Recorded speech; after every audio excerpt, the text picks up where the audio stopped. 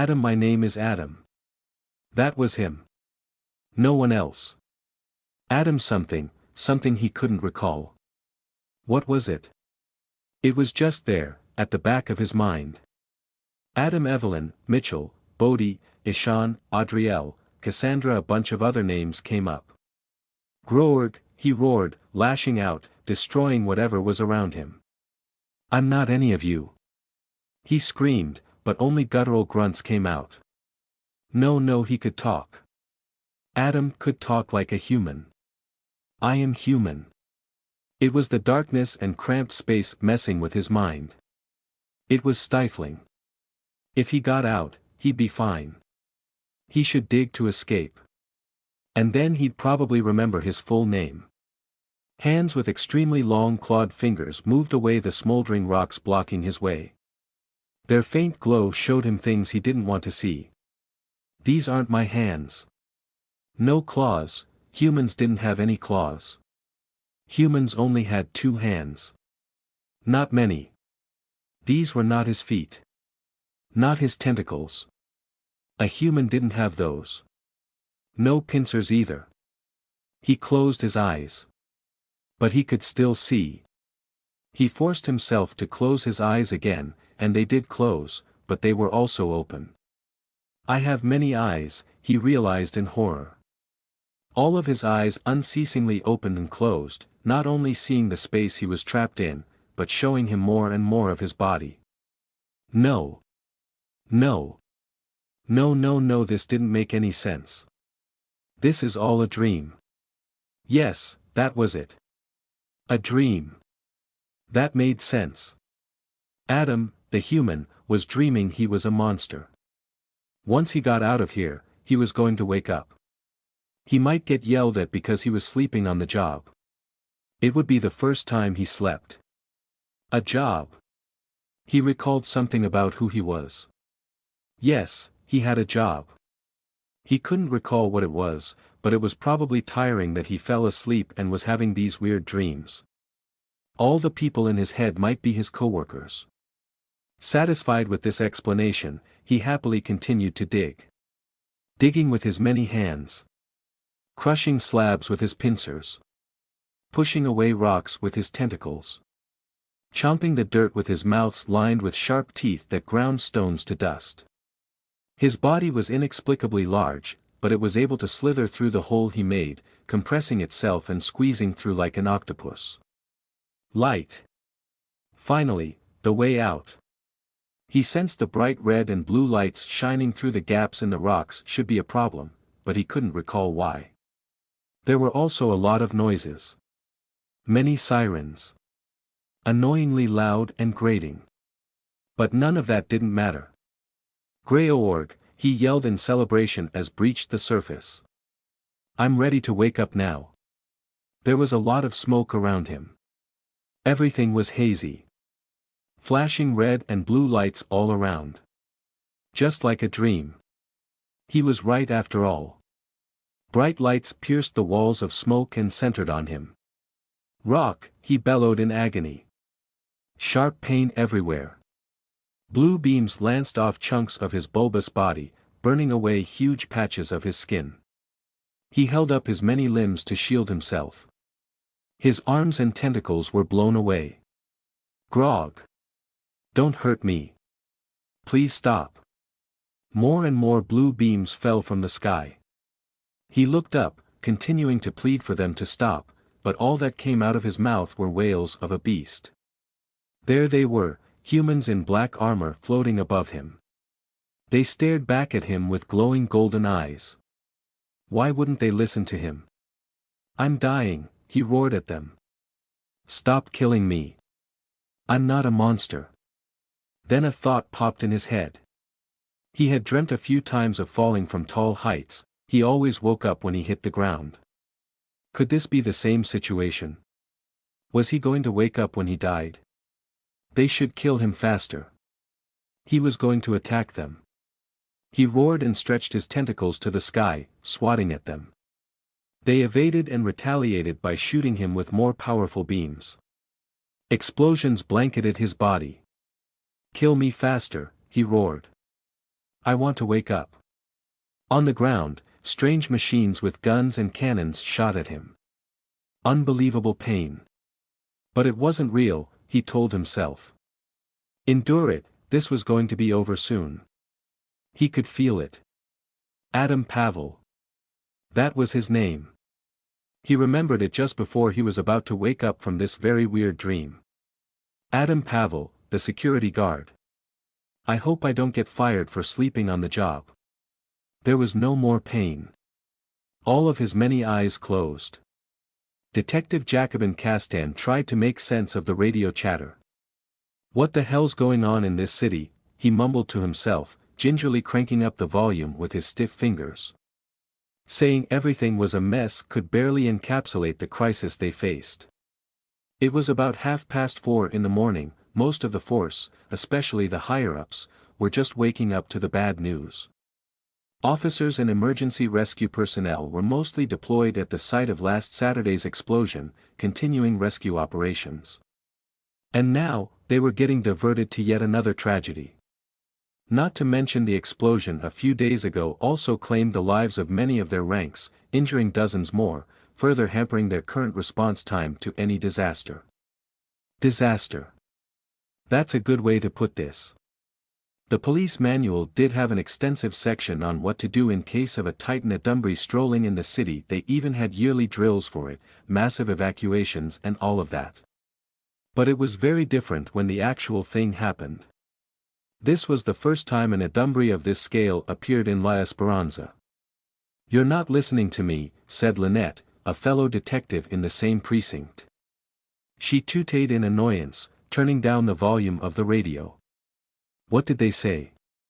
Is the Titan dead or not? Are the Corps brings here? I don't know why I let you talk me into bringing you along. She ignored his questions, ruffling her already wild and frizzy hair in frustration. You should have stayed at the hospital with LT. She was talking about Lieutenant Hall, who was in a comatose state after yesterday's Adumbri attack. We can't do anything except wait for him to wake up. The doctor said. No, I don't mean stay and watch over him. I was doing that, and Romello's going to spend the night there. What I meant was you should have stayed at the hospital because you're a friggin' patient. I'm fine. Cut the crap. She knocked on the cast on his arm. Both arms broken, at least the cast on your right arm is only up to your elbow. Then on his leg. And your injured leg was injured again by that Adumbri. I don't even know how you're moving around. I took painkillers. Now that I think about it, are you sure the doctor said it's okay for you to leave? Shouldn't you be monitored because you came in contact with an Adumbri? If we're going into specifics, I can say that there is a doctor who did not say it was not okay for me to leave. Huh? Did you even talk to any doctor before you left your room? She stared at him with furrowed brows, her lips pressed tightly together. He could see in her eyes she was thinking of throwing him out of the car. Eyes on the road, Castan said before he was chewed out. That's a no then. There was no time to talk with a doctor. They're busy with all the injured people from the explosion, and they're also expecting more casualties because. Enough of that crap. What do you even plan to do when we get to the scene? I'm using the term scene loosely here because I have a feeling, just hear me out, I have a feeling it's going to be a scene of destruction. Now what the friggin' heck are you going to do there with all your injuries? I don't know. Castan truly didn't. Something just clicked in his head and he escaped his room to chase after Lynette. He was lucky he caught her at the elevator going down to the parking area. He wasn't even sure how he moved that fast given the state of his body. But we have to help.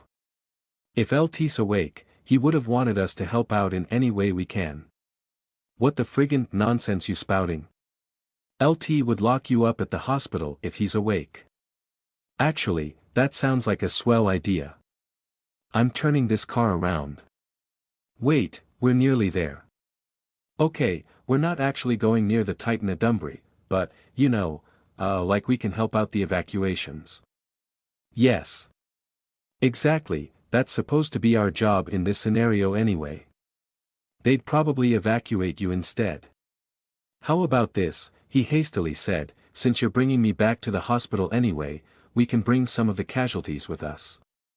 Lynette frowned as she drove, glaring angrily at the road. The ambulances will be full, he insisted.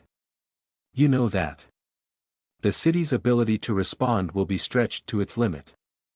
We help bring a couple of people to the hospital. Even something that small is already a huge help. I promise I'll stay at the hospital afterwards. She thumped on the wheel as she thought about his proposition. Fine, she relented. You're so adamant with helping people. She turned on the red and blue lights on her dashboard and sped to the blaze on the horizon. Yeah, he driftingly agreed. Why was that? Guilt that he survived the explosion while others didn't? That Lieutenant Hull was in a coma and was probably going to be paralyzed while he, although also injured, was still awake. He didn't know. What he did know was that these Adumbri needed to be stopped. And although he obviously couldn't face them head-on, he was going to try and help with everything he could. This area of the city was part residential, part commercial, mostly people living on top of their shops. Plenty of apartments rented by those working at the bustling business district of La Esperanza downtown.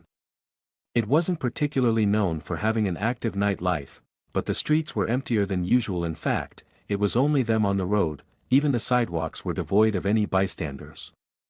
The people now knew to follow the city's advisory to stay indoors.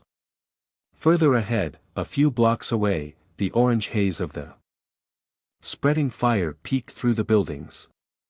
Columns of smoke swirled upwards and eventually merged with the dark sky. The sirens were incessant, layering on top of each other. Multiple searchlights from helicopters above turned the streets into a disco club. See any Adumbri walking around? Lynette asked Castan as he rolled down the window and stuck his head outside to get a better view. No Adumbri in sight, big or small. Seems like the Corbrings really did take care of the Titan. Guess so, she said. This is going to be messy. Why? The Titan was taken down quite swiftly, don't you think? Isn't that good? Of course, it is.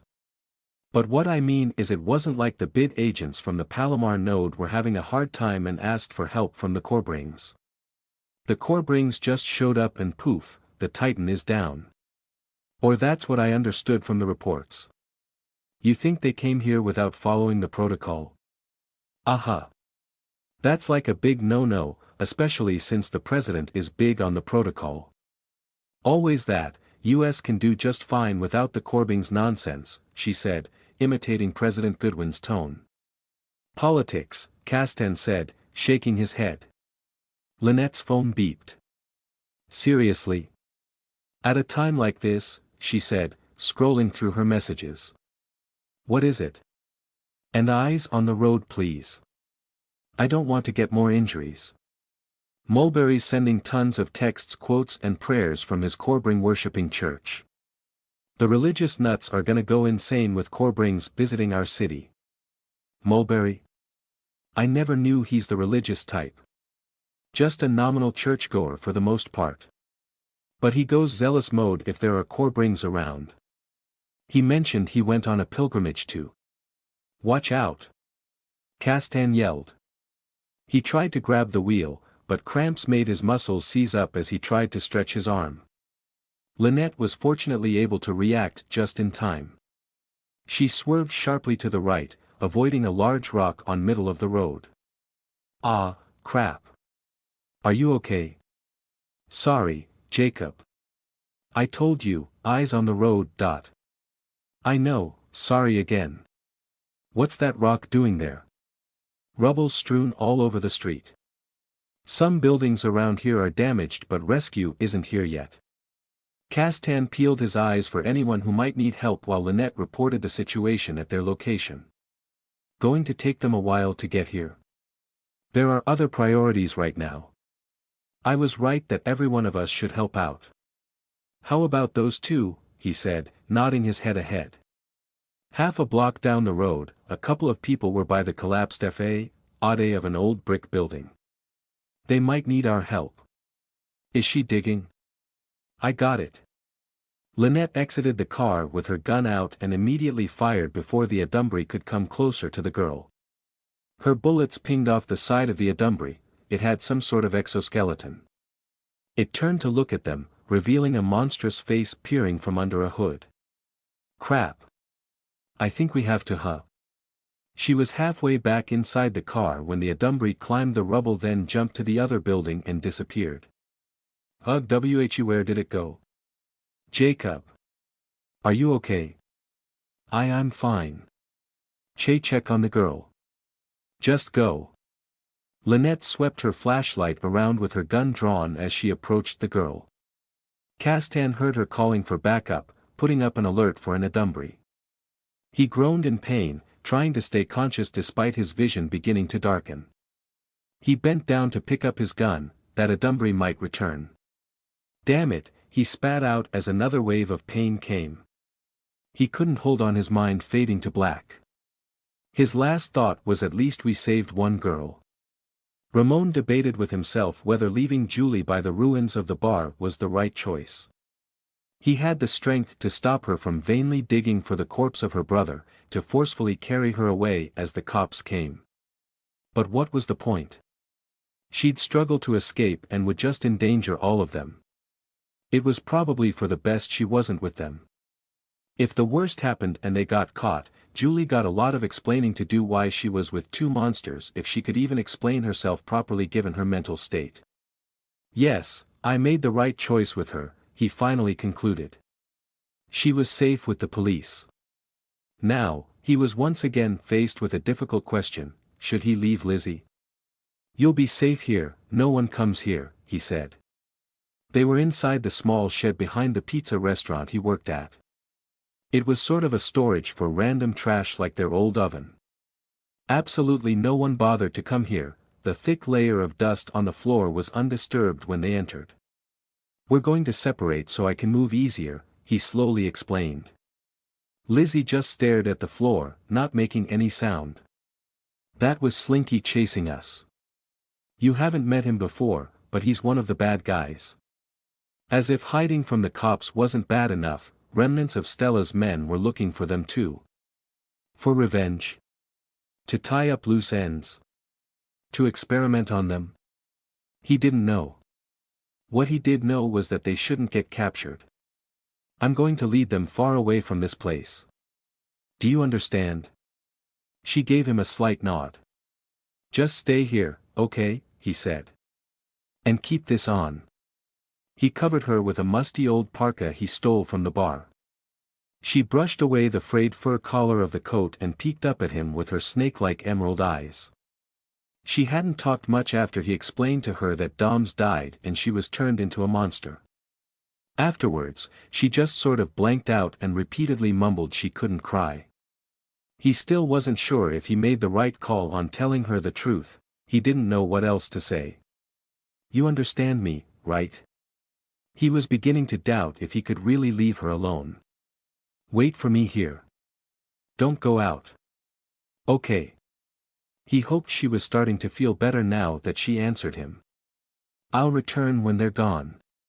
She sat down beside the oven, laying her head on her knees. At a glance, with the old coat covering her, she was unnoticeable from the rest of the junk around. I'll be back, he assured her. Lizzie, no matter how long it takes, I'll be back for you. He closed the door and jumped over the back wall, praying that Slinky didn't see him go this way. Ramon was familiar with these streets, he knew how to weave through them. He wasn't exactly trying to hide, he wanted Slinky to spot him again so he could draw them away from Lizzie's hiding place. But he also didn't want to expose himself so much the cops or the bid could catch him. His plan was to shake off these Adumbry and then double back to Lizzie. Both of them would hide in the shed until he figured out how to contact Erend and those other people with powers. They were their best bet at surviving. Yes, when everything calmed down, I'm going to call Erend. He had memorized her number. He didn't know how long it would take, a few days probably, but they had a place to sleep and he knew how to steal food and water from the restaurant without getting noticed. A few minutes passed when he began to wonder if Slinky was really following him. He slowed down and looked around. He was in a narrow side road between an old pawnshop and the tall fence of an empty lot. If they were following, this was the perfect place to attack him. But where are they? Did they notice he wasn't carrying Lizzie and tried to find where he might have hidden her instead? Damn it. He retraced his way to the pizza restaurant, his heart beating faster in anxiety. He shouldn't have left her alone. Please let Lizzie be safe. What's the hurry? A person appeared out of the corner and blocked his path. Finley. Ramon turned around and another person with the exact same appearance showed up behind him. Calder. The last time they met, these two abandoned Stella, just like they promised. But now they showed up again. He was right, they couldn't be trusted. He didn't know whose side they were on, but they certainly weren't on his. His blade arm raised, he considered his chances fighting them. It's still me. What? I'm Finley, said the man in front of him. And I'm also Finley, said the other. I don't. Calder's dead. He got flattened when the building collapsed. Turns out I'm the luckier twin. Are you going to kill me because of that? I have nothing to do with. I know it's not your fault. It's Stella's. What do you want with me then? Finley theatrically exhaled. I'm just getting it off my chest. I've just been so used to having him around that I made a puppet a stand-in for him. And that's enough of my rant. Let's go. He beckoned him along. What do you mean, let's go? Let's go, you're coming with us. What's so hard to understand with that? I'm not going anywhere. If it was just Finley and his clones, he could take them on. But he didn't believe one bit Calder was dead. He could be surrounded by illusions and he wouldn't know it. You don't have a choice in that. The first Finley snapped his finger. A towering man stepped out and stood behind him. This was the same man who fought the charcoal giant along with Stella. Hey there, kid, said a voice above him. Nice to meet you again. Ramon looked up and saw Slinky dangling upside down with his tail attached to the emergency staircase above. Most of his bandages were burned or torn away, revealing his scales. It's been wild this night, huh? Don't mess with me, Ramon said, trying to keep the fear away from his voice. I'm an Adumbry mercenary working for the group in Vegas. Oh, don't try to sell me that nonsense, Finley scoffed. I know you're just a normal guy who somehow survived the infection of the XR series. That's not. I watched the whole thing from the screens of the security room. A pizza delivery guy at the wrong place at the wrong time. You didn't trick Stella with that stupid story, you're not going to trick me either.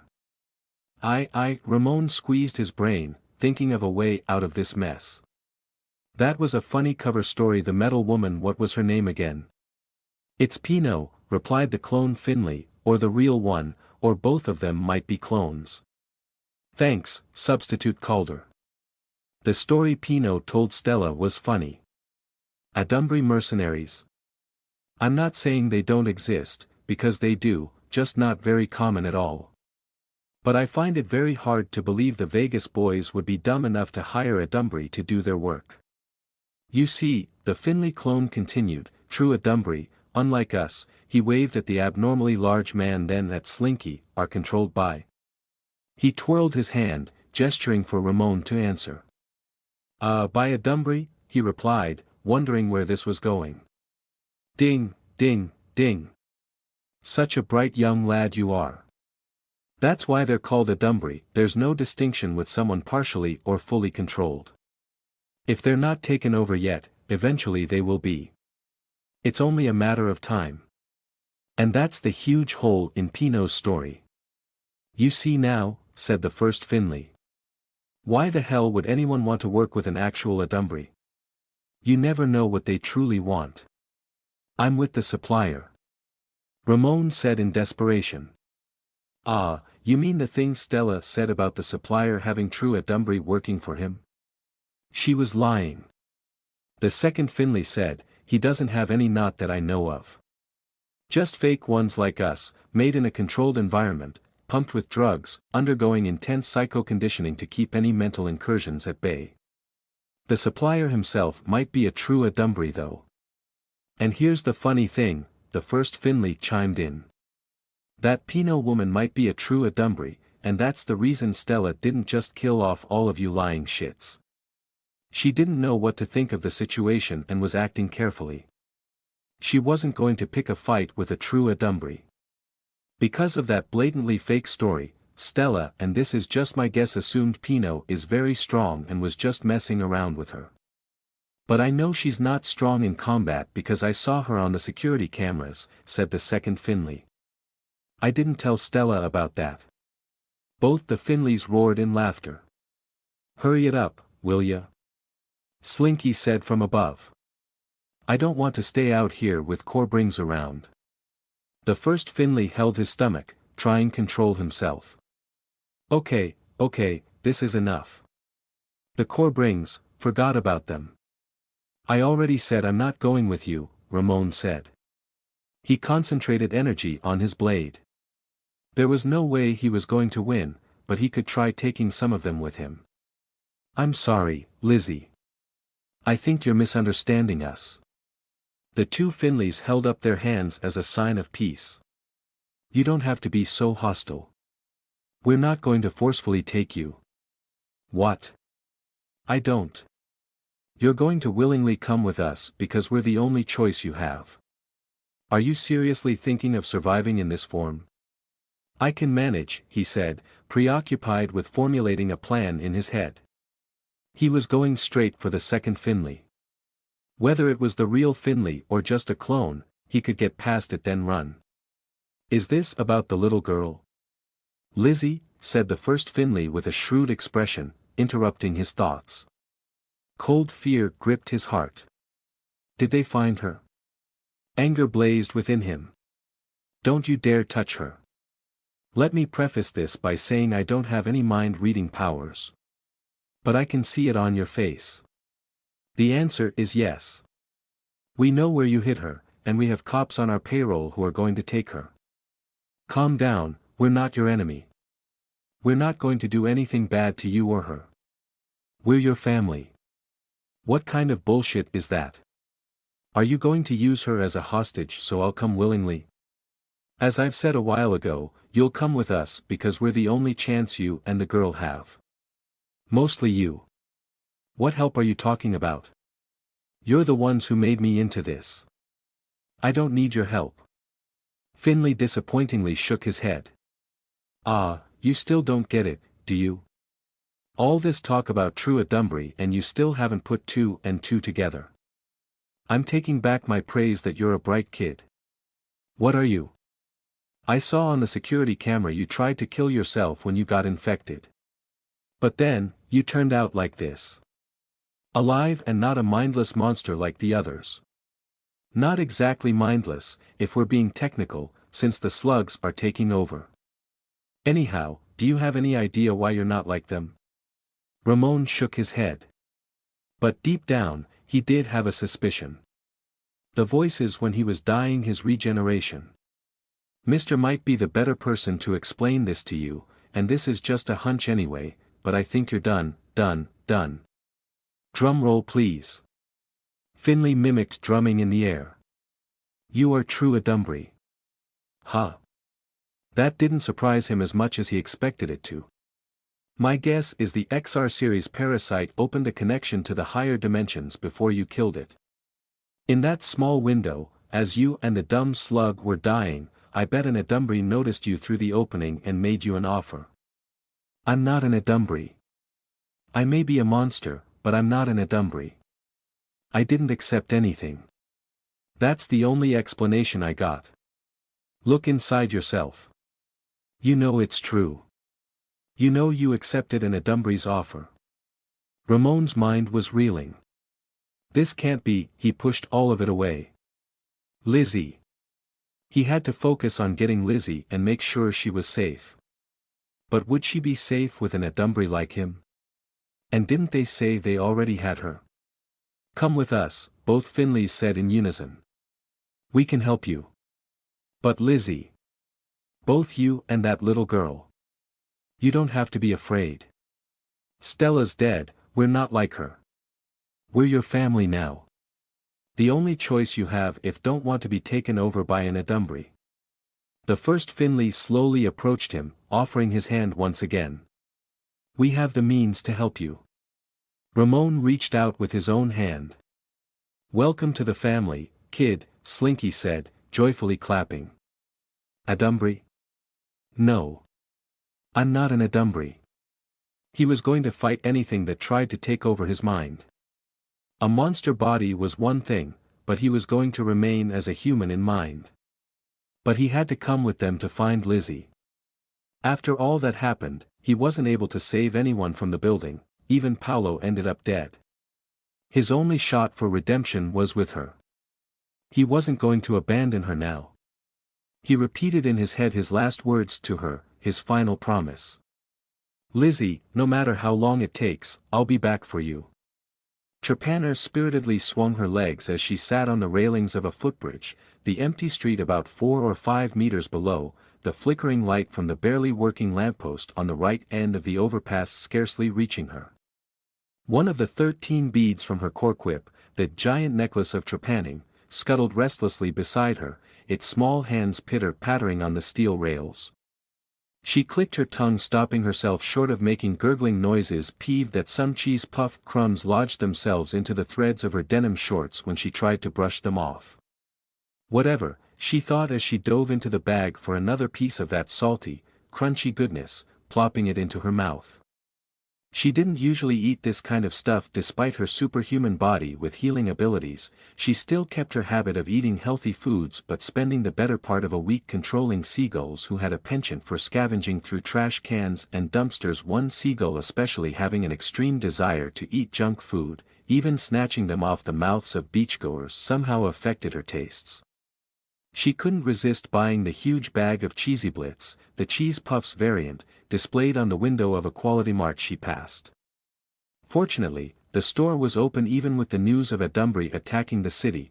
The bored cashier looked like she didn't care about what was happening. This weird craving will wear off, she assured herself as she adjusted her earphones. For now, she was celebrating this wonderful day with junk food.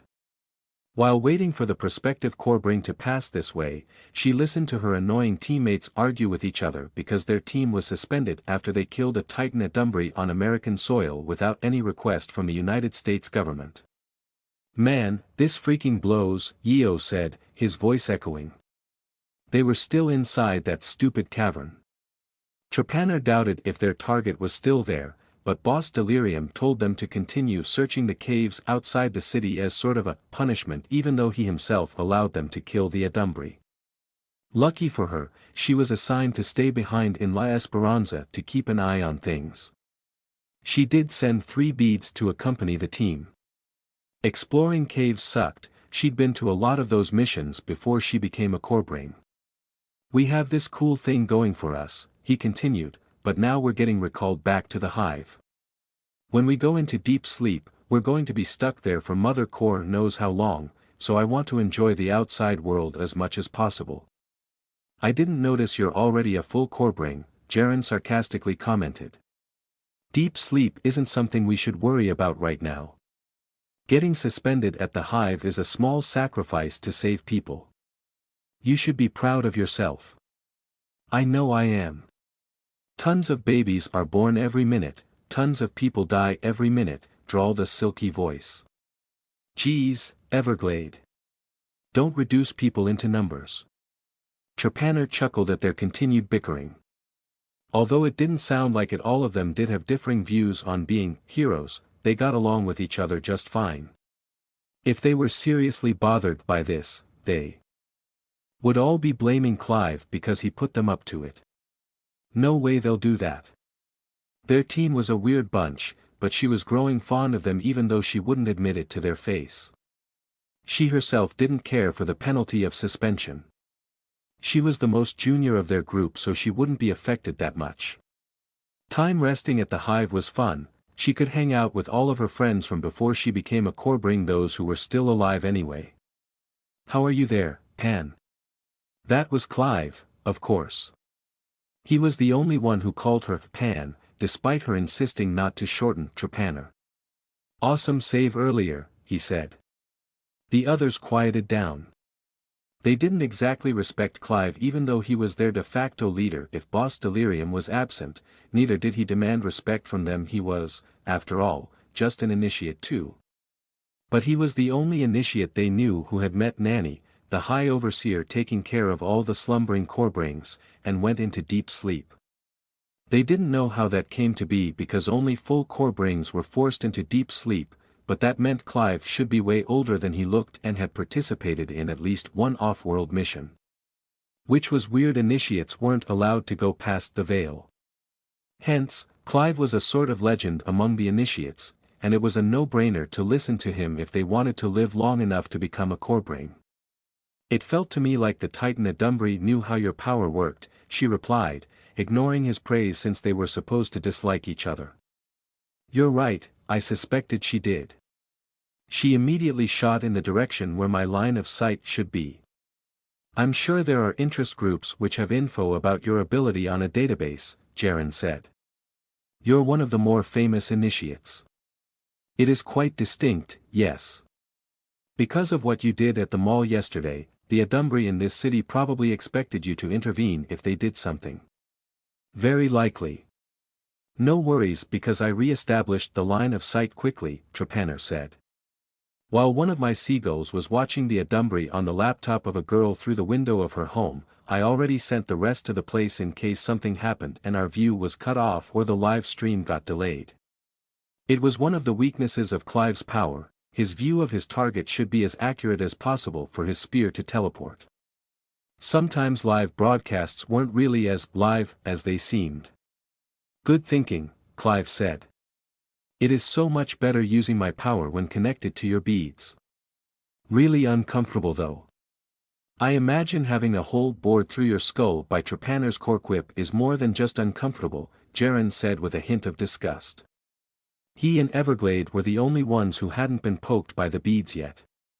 Jaren was probably okayish mind-wise. Trepanner wasn't too keen on linking with Everglade. "I'm not going to let that touch me," he said, "no offense Trepanner." "None taken. I sometimes have to use it on myself, so I know it's painful." "Pain is negligible," Clive said. "It's—" "I know," Trepanner interrupted. "I don't like connecting our minds either, but we need to."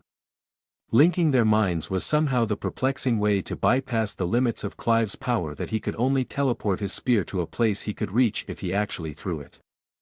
Granted, he could throw his spear very far, but he was outside the city right now. Sharing the same eyeballs as the seagulls who were actually watching the scene unfold was a huge plus and way better than any live broadcast. "A Titan Adumbri just popping up when we're here," Everglade droned. "Fishy." "Agreed," Clive said. "High chance it's connected to our target." "But we'll never know," Yeo said with a groan, "because we'll be sent back to the hive later." "Don't get so down, Yeo," Clive said. "Just listen to Pan chilling. She was just munching on food while you guys were arguing." "Because we should really be happy," Trepanner said. "Why?" Everglade said, her creepy voice unnerving as usual. "Oh, the new Corbring. Yeah, you guys should be more excited. He's called by the Mother Core." Clive snorted. "Are you really excited to meet someone who's called? Or you're just happy you were given clearance to get the prospective Corbring no matter what?" "Both," Trepanner said with a giggle. "I personally don't know anyone who was called compared to, the usual tests and application like we did, then being presented to the Mother Core for acceptance or rejection." She suspected Clive might have been called too, but she didn't say it. Being able to let loose is just icing on the cake. "Do be careful," he said. "Yeah, whatever," she said, nonchalantly brushing it off. "Oh. He's coming this way. Talk to you guys later." Before they could say anything, she already pulled her earphones off and stuffed them in the small pocket of her shorts. She watched the car her target was in through the eyes of the seagulls following it. A police van followed by a patrol cruiser. Weird. Was this guy a criminal? They were coming up the road from behind her. Her bead climbed her back. Here we go again, she thought as she willed it to puncture the base of her skull and connect her mind to her own. She closed her eyes as she started to peer into herself. Concentrate. She might get into a trance again like the first time she did this, stuck in an endless loop of herself looking at herself. She normally wouldn't risk doing something like this without any of her teammates nearby to snap her out of it if she lost control, but she didn't have a choice right now. This wasn't a simple matter of grabbing someone off the streets. She needed to get juiced up in case of danger. As the icy liquid pumped into her system, she felt herself grow stronger. The police van was coming nearer. 1, 2, 3, go. She jumped off the footbridge. Bam! Her feet dented the roof of the van. She bent down, stretched her arms, and grabbed the sides of the van to keep herself steady. Then, she arched her body back, ripping the roof off like opening a tin can. She threw the roof away and was met by cops pointing their guns up at her. They opened fire, their bullets barely penetrating her flesh, her body strengthened through paranormal trepanation. She dove in with a huge grin on her face. Time for some fun before getting suspended. Finley viewed the ruins of the building that claimed the life of his brother through binoculars. Its center and left wing had collapsed, the right wing only partially so. We should have gotten out sooner, he thought with a heavy heart. He only got out because of his secret ability to switch his real body with any of his puppets. Calder dying wasn't part of the plan at all. The building collapsing wasn't part of the plan either. He still didn't understand how it happened. The rapidly spreading fire, which was mostly due to him disabling the building's sprinkler system, couldn't be the sole reason. Bob, that big idiot, and the charcoal giant probably took out part of the building's core support. The charcoal giant, an interesting specimen. An unexpected mutation, one he was sure Mr. would be interested to study. Unfortunately, it wasn't realistic to get a sample with bid agents congregating on the site. This is way messier than I expected, he said. What? Slinky said, yelling to be heard over the noisy rotors of the medevac behind them. You gotta speak up. This bastard somehow survived, Finley mused. He would have gladly traded Slinky's life for his brother's. He waved his hand, indicating it was nothing, and then pointed to the medevac from a local hospital their group partly owned, very spacious and inconspicuous in the midst of this chaos, the perfect escape vehicle. We're going now. We done with everything here? Yes, we are, said Finley. Mr. informed him the meeting with the supplier went smoothly. The Corbrings weren't able to find them because they were distracted by this huge mess. He couldn't help but marvel at the genius of their boss, Mark. They were alerted to the fact that Corbrings were in the city because of the incident at Serenade Bazaar the day before. In that brief moment as they watched the news, Boss Mark was able to formulate a plan with multiple objectives. The attack on the condominium was, first and foremost, a distraction, which worked out splendidly. Thank you, Stella, for offering your life to the Corbrings. It was also to field test the XR series, although that one didn't go as well as they envisioned. They did gather plenty of data and specimens but lost a lot of men and equipment in the process. They could have tested it in any other residential place, there were much better choices. But Boss Mark decided to do it where Erin lived. Finley mentally jotted down he should check whether the mayor's niece was recovering. She was in an awful state when she told them about Erin. They still didn't know why the supplier wanted her kidnapped a couple of weeks ago, he didn't bring it up again. Boss Mark, however, wanted to make her pay for what she did to his operations. If they could get the wolf woman too, it would be an added bonus. She seemed like she would be a splendid specimen for experimentation. And that wasn't all that their boss planned. Last but not the least, he tasked Finley to get rid of the key men and women loyal to his brother, Big Marcy, namely Stella and Decano. Big Marcy himself was not long for this world. All in all, Finley could say it was a mostly successful operation. He even found what he suspected to be a true Adumbry. He turned to Ramon. "Come on. How about Lizzie?" "The girl," he said. "I told you, my men have her. Nothing bad is going to happen to her. I promise you that." His phone vibrated. "More orders from Boss Mark. Shouldn't we wait for them? They are." Finley stopped speaking to read the message. It was from the cops working for them tasked to get the other specimen, the girl. He narrowed his eyes. What was this? They failed him. They were supposed to be part of the anti-Adumbry response team of the LEPD. How hard was it to get a little girl? He was going to deal with those idiots later. "Finley, where's Lizzie? They have a different escape route. We all can't fit here." He walked to the medevac. "Time's running out." Ramon followed him. "If you say so. You have nothing to worry about. She's safe. You'll meet her soon. Bye." Trepanner said, waving a bloody hand at the retreating cop car, its tires squealing in its haste to escape. "Now that that's taken care of," she said, pulling back the hood of the small person called by the Mother Corps. "Hello, I'm Trep Woe." A trembling girl looked up at her. "Girl, yes. Human. Debatable. Actually, probably not."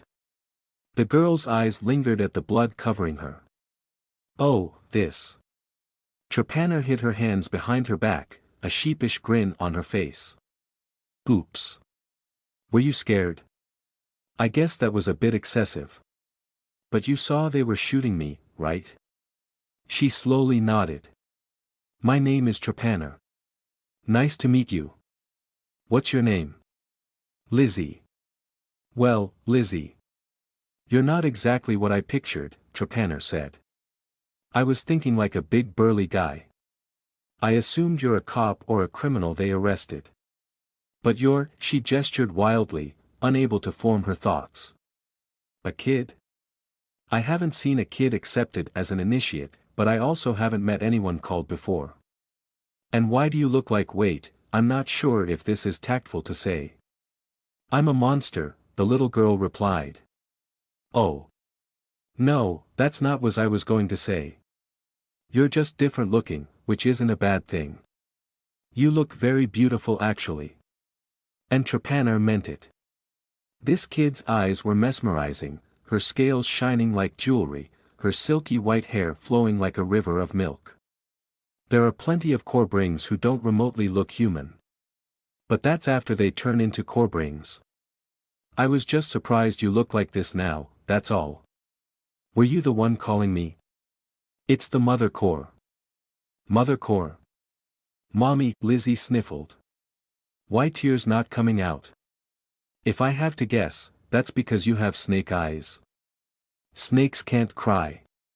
I want to cry. Oh boy, this isn't really how I planned things to go. I was thinking of giving a cool speech. Like you're chosen to protect our reality, our world and other worlds from Adumbry, yada yada. And there's a bit too about harvesting the mother cores of worlds we can't save. I haven't memorized the whole thing they say when someone becomes an initiate. Never mind that. Now, things are just awkward. The girl wasn't listening to her. She was furiously rubbing her eyes, trying to force tears to come out. Trepanner picked her up. It seems you've been through a lot, she said, softening her tone.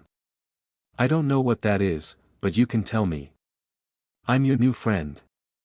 New friend? Yes. You see, I'm a Corbring. An initiate. You're going to be a Corbring too. You've heard the call. Corbring? The superheroes? Mommy said Corbrings help people. Your mommy's right. In fact, we're the ones who killed the giant monster. Did you see it walking around? It's gone now because of us. If I'm a Corbring, I could have saved Mommy. Did her mother got stepped on by the Titan Adumbry? Trepanner brushed back Lizzie's hair and wiped the blood off her face. Let's get out of this mess first. All these dead bodies are icky with their yucky blood. The voice calling me tell it to wait. Huh. I have another friend, he told me to wait for him. What are you talking about? You're called. You have to come. I should tell him first, her words slurred as she fell asleep. Sorry, Lizzie. It's time we go. She looked around at the carnage she caused. These police officers didn't seem like bad guys, they didn't deserve to be torn to pieces. But it was their fault they kept on trying to kill her. The bid would assume an Adumbry killed them. Kids like junk food, right? Maybe Lizzie would feel better if she ate some cheesy blitz when she woke up. I sat down beside Spooky Errand on the edge of the rooftop. The familiar heavy dreamlike atmosphere enveloped me, almost like being underwater. My body was weightless but at the same time sluggish, my arms and legs becoming double as I moved them, reminding me of the time I got super drunk back in high school, moments before I passed out. That was it, like I was on the verge of passing out, yet retaining full focus. So, I said, gazing at the frozen world in front of me. Although mostly dark, there was a smidge of light at the horizon, the sun halted in its journey to greet the waking city of La Esperanza, a brand new day. Not a very good day though. Rising smoke stood still like pillars holding up the sky. From this vantage point, I had a good view of the destruction wrought by Stella. Parts of the building I lived in had collapsed, and so did several of the smaller surrounding buildings. So, why didn't you want me to transform into Blanchette? Why make me use the other face? I decided to call it Pinot, by the way. Pinot. Spooky Errand linked her arm with mine and laid her head on my shoulder, her annoying floating hair tickling my nose. A cute name. She knew I hated physical contact, but I didn't mind her. I wanted my curiosity sated. Would Stella have defeated me if I fought her as the big bad wolf? I said, trying to hold back a sneeze. She's like really strong, I bet she probably can. Yeah, I had no idea there was such a strong enemy around, but because I was using the Pinot face, I was constrained to act more carefully. That might be it, Spooky Errand said in a tone that told me it was definitely not it. Or was it because you wanted me to try out this power and make new friends? Learn teamwork? Stuff like that? Plausible. How about this then, this is my best guess.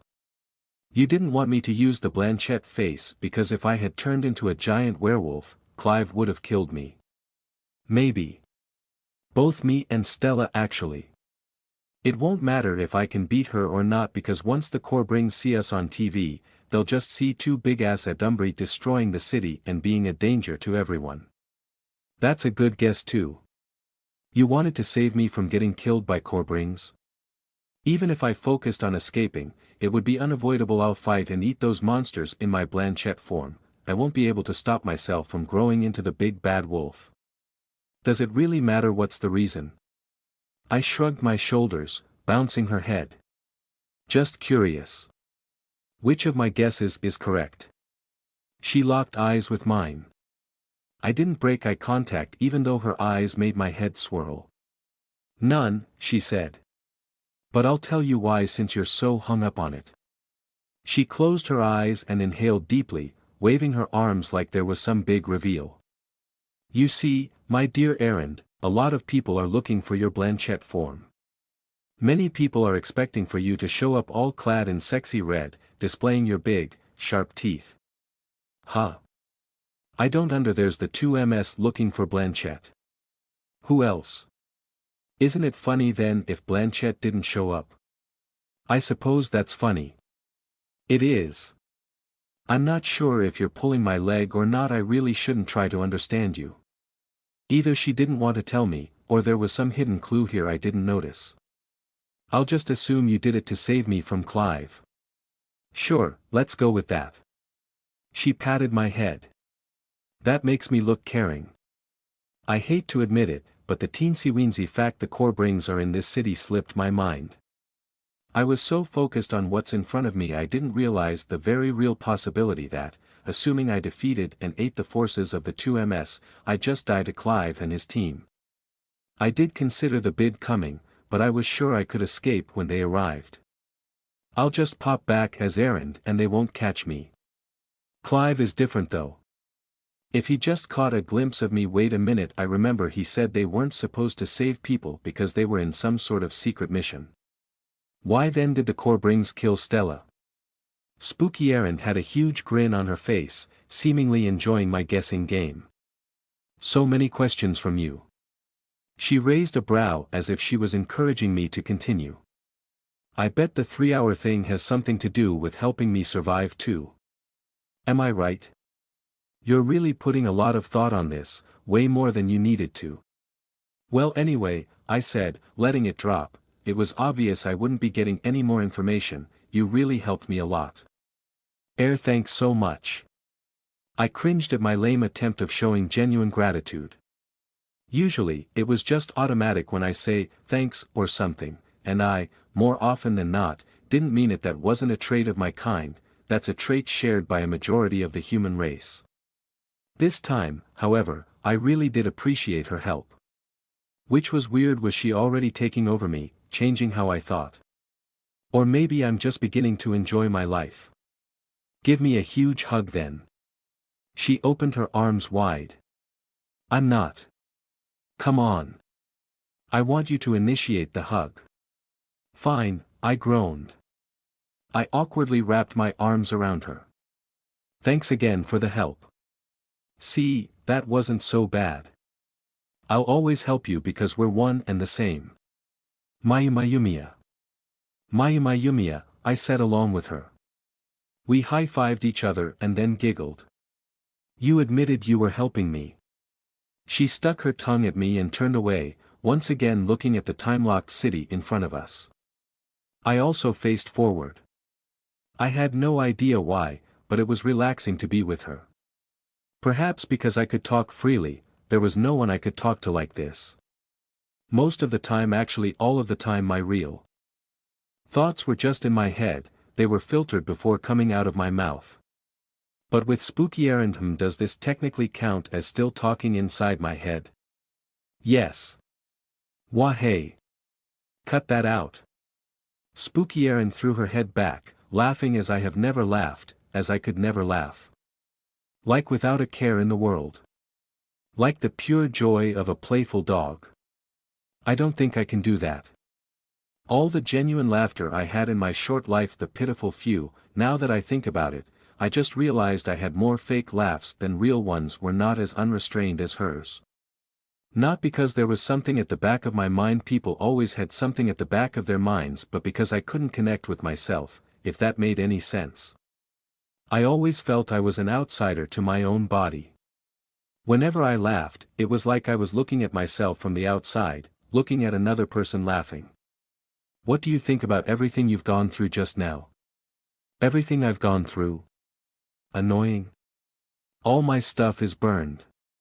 Or are you asking me if I had some profound epiphany because of my experience? You said you had fun. Can't deny that.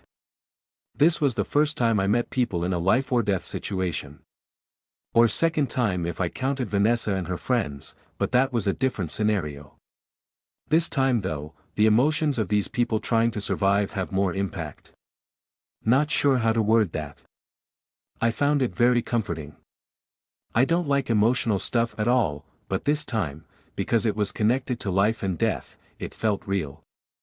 I was sure people were presenting me with their true face, the face only shown when people are desperate to survive. How about you? Do you have that face? No, not really. I wasn't desperate to live. I'm supposed to be dead anyway, I'm just living on borrowed time. Speaking of living on borrowed time, I turned around, looking back at Myra kneeling beside my body. I rolled my eyes and shook my head, facing Spooky Errand again.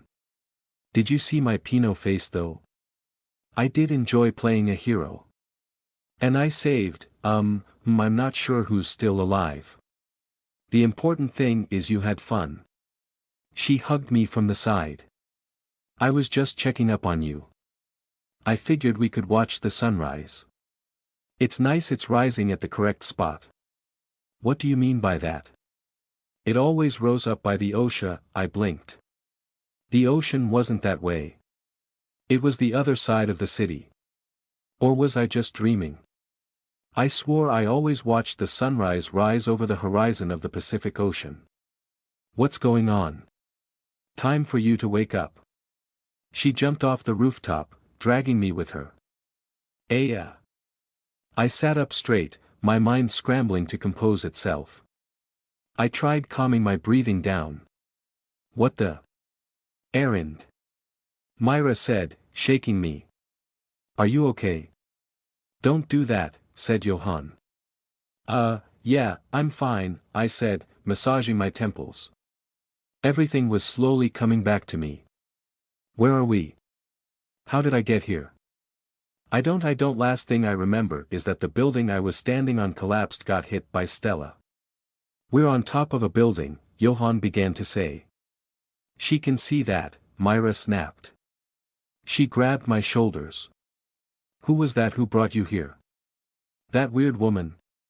She knew we're together. She could be danger. A Corbring.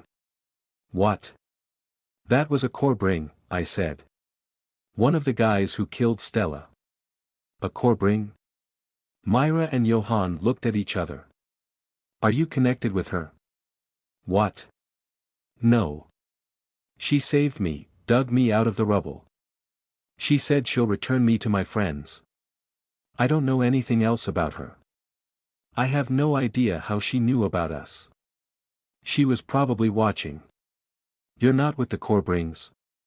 What are you then? Are you an Adumbri? Myra, Johann said. I think we deserve an answer now, she said. We all thought you're just a normal girl. Innocent and unconnected to the bullshit of this world. Turns out I was right the first time, Johann elbowed her. What? She spat at him. You should calm down, he said. Erin's hurt and... She's hurt? Really? Her clothes are torn and dusty, so it seems her story about being in a collapsed building is true. There's even some blood on her clothes. But she doesn't have any injuries. Why is that, Erin? You're not human, are you? I looked down at myself. She was right. All of my injuries were already healed. I couldn't have healed my squished leg that quickly. Must have been Trepanner's handiwork. I saw her use her healing powers before. Now, what was I going to say to these two? I don't know anything about that. And didn't you see what just happened? The Corbrings are here. Don't change the... Isn't your whole plan to keep the Corbrings away? I yelled back at her. I already had a story prepared, but I didn't tell it yet. There was something amiss. Why aren't you more concerned? Dean became one of you because she wants to stop the Corbrings from attacking our country. She glared at me, her cheeks tensed, her nostrils flaring. It was easy enough to understand. You lied to Dean. No, we didn't, Johann said, putting himself between us. This isn't the place. It's obvious it's a lie.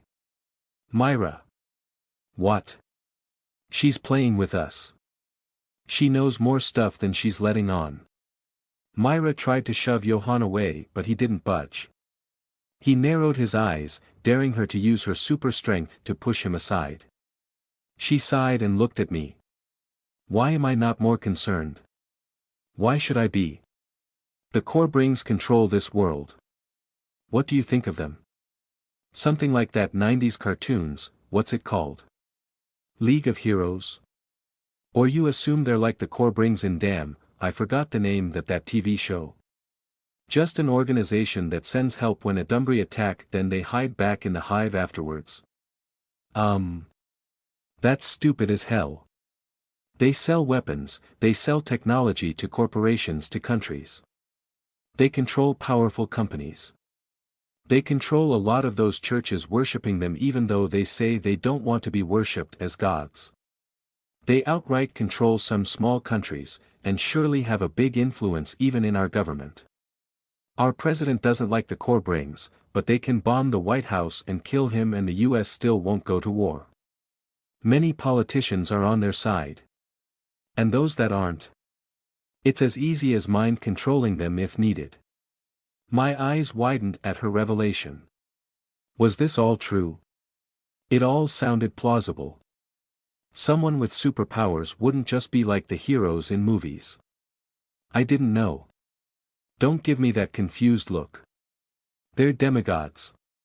You think they're just going to be like a plumber you call when there's an Adumbry leak at your house?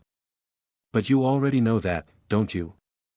Miss Corbring or Miss Adumbry, whatever you may be. You're right, I'm not human. I could transform and kill her right now. She was weakened by our whole ordeal while I practically slept through all of it. My body was also fully healed by trepanner. If I really wanted to keep myself safe, I could grab Johann and take him hostage. But that wouldn't do, that wasn't enough. Obviously. Myra folded her arms and frowned at me, waiting for me to explain. Rule number 4 wasn't simply about revenge, it wasn't just about killing Myra because she tried to kill me. Gravity and theatrics, a simple death didn't fit that. I said, but I was human about a couple of weeks ago. A couple of weeks ago, she repeated. I could see on her face she was starting to piece it together. I had the script for several lies in my head, prepared to explain away my nature, to take advantage of them. But now, I suddenly had a brilliant idea. There was no need for lies here. This was the time for truth. 16 days ago to be exact, I said. January 20 was the last day I was human. January 20, that was when Kelsey disappeared. That was when you attacked me. When you tried to kill me. I didn't do anything like that. I saw you throw your spikes earlier. Your power is not just growing an armor of bark, you can make projectiles. You know who you hit with your spikes last January 20? No, she whispered. It wasn't an answer to my question. It was a no of disbelief. Me, I said. You nearly killed me that day. You saw all that blood in the stairwell of Sanders Mall. In the corridor. In the locker room. All of that was my blood. I didn't, Myra stammered. What is this all about? Johann asked her. I thought you didn't hit her because someone stopped you. Weren't you attacked by the woman in the red hood? But do you know why I didn't die? I said, talking over Johann. Because someone offered to save me. An Adumbry, she said. What Adumbry are you talking about? Johann said. You're right. On that day, I became an Adumbry. The woman, she said, with the fangs and the red hood, it was you all along. Yes, the truth was, unironically, the best story to tell. It was me. That was the first time I transformed. I bit you in self-defense. It was all because you nearly killed me, and you would have killed me if it wasn't for the Adumbry. She shook her head, slowly stepping backwards. No. No. That's not true. You're fighting against the Adumbry.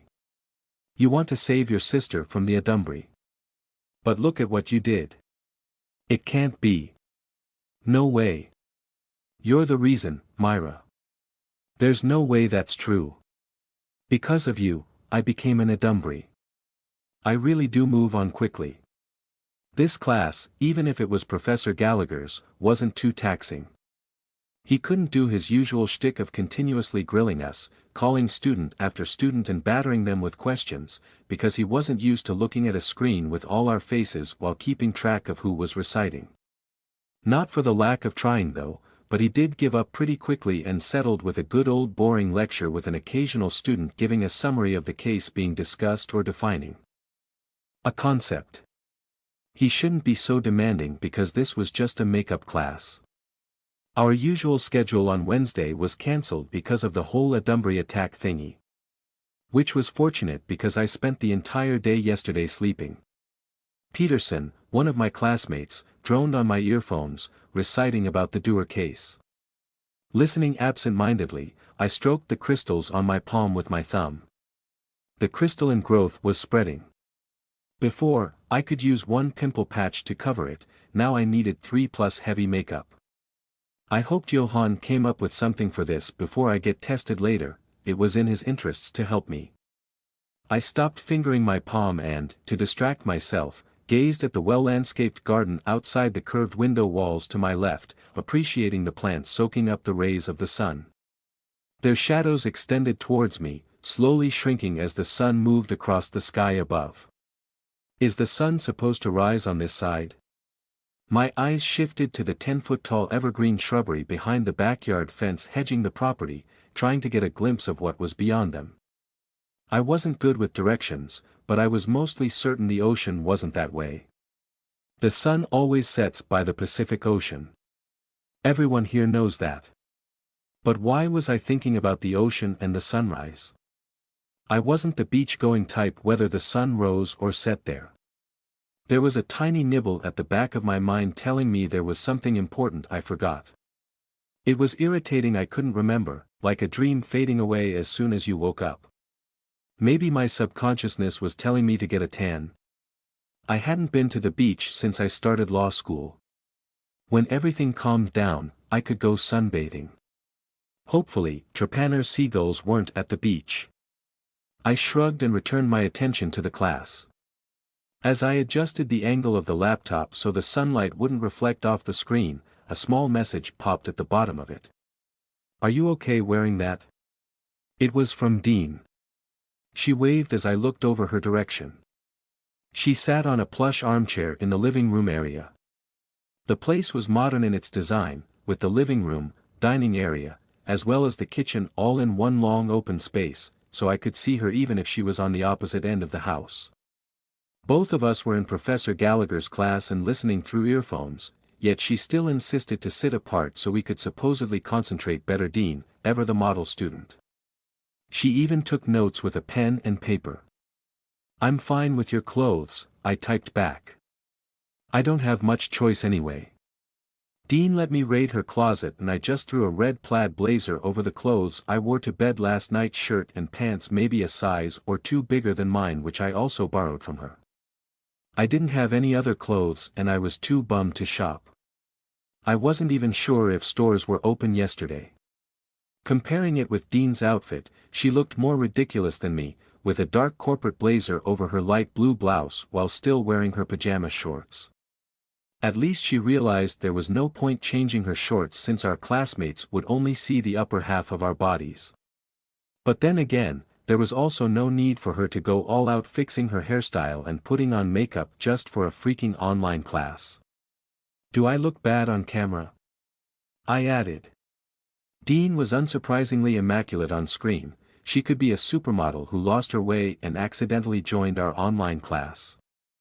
I squinted at my laptop, remembering I should have a bit of trouble with my sight, then I turned to her. She hurriedly shook her head and signed we should listen to the class. "Whatever," she messaged me first. I didn't look too bad with oversized clothes, it was barely noticeable. And my face was just plain as usual minus the glasses. Hang on, I have experienced this before. Not only did I lose all my stuff, I also lost my home. Was I doomed to forever getting my life plagued by fires? All the hassle I was in for didn't sink in yesterday because I was just so done with the world. Like I was too spent to think about anything. He did promise to tell me the full story when we had the time. That piqued my curiosity. On Dean's side, she detailed her escape with the help of her guardian angel. She got out of the house and ran away a few minutes before the men of the 2MS arrived, so she got a nice head start. Fortunately, her sister was at her boyfriend's place as usual, so she didn't need to worry about her. Even though Dean was outnumbered, having a prescient pet was a huge plus in escaping. Eventually, MC and Oberon arrived to fight off the assholes hunting her. "Are you okay?" Dean messaged me. "Is it your eyes?" "No, I'm fine, I replied. My annoyance at losing my stuff probably showed on my face. I scrunched my nose and sighed. I'm going to listen in class now. I straightened up, my hands poised over my keyboard, ready to type my notes. Thank you for that, Mr. Peterson, Professor Gallagher said with barely audible words, his microphone sounding like a relic from World War II. You may sit, damn it. I forgot. Anyhow, that's the Dewar case. To summarize, the government was under no obligation to follow the Vienna Convention and inform the German consulate that the U.S. has detained German nationals suspected of being in Adumbrey. Scratch that. Not mere suspicion, but confirmed Adumbrey.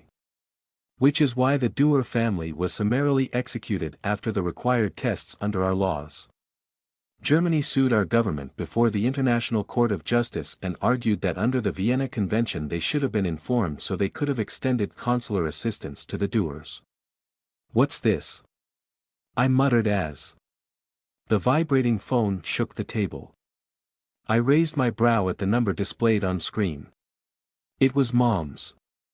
I made sure I was muted on my online class before answering the call. I didn't pick up the phone, instead turning it on loudspeaker and covering my mouth so I'd look like I was dutifully listening in class. Hello, Mom. How are you? Erin, sweetie. At last, we finally get to talk with each other. I was so worried. Where are you right now? Mom, you don't have to worry about anything. I told you yesterday I'm fine. I'm still here at Dean's place. I did promise you I'm not going out until it was safe. We texted each other yesterday. I wasn't planning to at first because I was so tired and didn't want to spend energy dealing with Mom. She'd be all hysterical and difficult. But if she saw on the news my condo was totaled, she'd panic. And if she couldn't contact me because my phone was probably burned or squished by rubble, she'd raise all hell. So, I texted her I left my phone behind at my condo because, last minute, I decided to stay overnight at Dean's place to rush a group project, and luckily avoided the Adumbrey attack. I also told her I wasn't feeling well and that she could call me the next day. Obviously I'm going to worry, she said indignantly. What kind of mother won't worry if their daughter nearly got caught in an Adumbrey attack? Many people died. Are you watching the news? No, I haven't. You should watch it. I'm sure you'll recognize some of the casualties. Residents of your condo. Praise be the Mother Corps, she guided you to safety. And tell Dean thank you from me too. Yes, Mom. I will. She's studying now so I don't want to bother her. While Mom fussed about me, Professor Gallagher continued with his lessons. As was discussed by Mr. Peterson, the ICJ gave 2 reasons in support of their decision in favor of the US and against Germany. 1. Adumbrey weren't human so they didn't have the right to consular assistance. 2. Invoking the article on the Security Council, deeming the US has an obligation to quickly execute the Adumbrey regardless of their nationality. The first reason wasn't discussed all that well because this line of thinking, which is prevalent now, wasn't dominant back then. Remember, this was a decade and a half after the war. Now, most laws in place regarding Adumbrey do not consider them human. Keep that in mind when we're discussing old cases. I zoned both of them out until I heard Mom say, in 3 days. Wait, you're coming here? I said. Yes, dear. I want to check up on you personally. Find you a good and safe place to stay, buy you furniture and clothes. Just like we did when you moved there, remember? I know you're supposed to be an independent woman, you don't want your mom going there, those kind of things, but I still want to make sure my sweetie is secure. In 3 days? I wanted to go there right now, but unfortunately I have to get some certifications since the US is upping the security. And I have to settle things with the convention. Cheryl has been very helpful. You remember her? She's my assistant. Your convention hasn't started yet, right? I recalled she said a couple of weeks ago that it was to be held in Switzerland in about a month's time. You're not going to attend? I will. But I have to see my precious daughter first. I'll spend a few days with you then fly to Switzerland. I already have everything planned out. She went on about stuff we were going to do, the presents she was going to bring, and if there was anything I wanted, the usual mom stuff. Are you okay with that, dear? Yep. See you in 3 days, I said with fake excitement. Take care. Love you. I blinked, stared at Professor Gallagher's face on screen, then at my classmates, before replying, I love you too. Bye, Mom. Technically, that wasn't true. I wasn't sure how real love felt, so I couldn't say for sure I loved her. It was simply a part of the image of being a good daughter to reciprocate whenever Mom said she loved me. There shouldn't be any problem with that. It was just similar to other generic and automatic replies I gave to Mom and everyone else, but it always gave me a pause before I told her that I loved her too. Was that your mom? The ding of Dean's message knocked me out of my reverie. Yes, I answered. I'll tell you about it later. And if there's no questions, Professor Gallagher boomed in my earphones, we'll be moving on. He waited a few seconds, but everyone knew no one was going to. Sir, I have a question. I could see all my classmates reacting, some even violently, when one of us dared to prolong the lesson. It was funny seeing everyone intently looking at their screens, perhaps for the first time this whole session, looking for the culprit. Professor Gallagher himself was also surprised someone voluntarily participated in his class. It turned out it was Cheryl. Sir, I remember our discussion a couple of weeks ago about Corbrings not being bound by laws, she said. What happened? The Titan at Dunbury attacking our city. It was the Corbrings who killed it. But I read somewhere, just speculations online, the Corbrings did it in breach of the protocol. They arrived too fast for it to be in response to a request for aid from our government. If they caused collateral damage, how would we hold them liable? The simple answer, Ms. Oakley, is that we don't and we can't. I recall an instance when Ms. Hartwell was reciting Where Are You, Ms. Hartwell? What did you say that time? Here, sir. I waved at my camera to catch his attention. I said we can't sue superhumans who can grind cities to dust. And, sir, you told me not to answer that in the bar exams. Dean sent me a smiley face, to which I replied with an emoticon with its tongue sticking out. Precisely, Ms. Hartwell. Thank you for that. Professor Gallagher cleared his throat. The textbook answer though, Ms. Oakley, is the concept of eminent immunity of the Corbrings. It is a recent formulation compared to diplomatic immunity from ancient times, or its modern conception in the 17th century.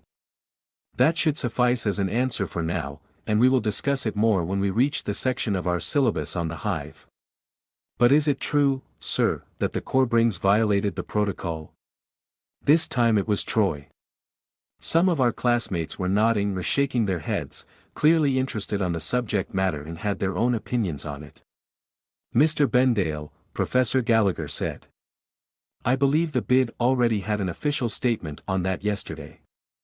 They sent an urgent request and the Corbrings were able to respond quickly through a gate. A gate? Charles said in surprise. Isn't he asleep? That is the official explanation, Mr. Narvaez. There was no violation of protocol. And if there was, what could we do? The professor shrugged. Chuck it up to some legal fiction of Corbring immunity to cover the true fact we don't have the power to enforce the protocol if need be. History shows us that international law can only go so far depending on the powers of individual states. Our country certainly has thrown its weight around in the past. At present, however, the certain truth is that the hive is the most powerful state on the face of this earth. Class dismissed. He began rattling off our assignments while everyone pondered the weight of his words. Everyone knew the Corbrings were powerful. And before my heart-to-heart talk with Myra, if one could call it that, I'd assumed that, despite their power, they just acted like how they were depicted in shows, they only showed up when there was trouble with the Adumbrey. But now that I knew the truth, Professor Gallagher's statement has a different meaning to me. Errand? Hello. Oh, Dean, I said. I didn't notice her approaching me, her laptop tucked under her arm. She already removed her blazer, so I followed suit. Sorry, I am just a bit tired. Do you want to rest first? You could sleep for half an hour or so before our next class. We'll meet with them around lunchtime. I knew them she was talking about. All of us will attend. Yeah, I think so. Dario said everyone will come.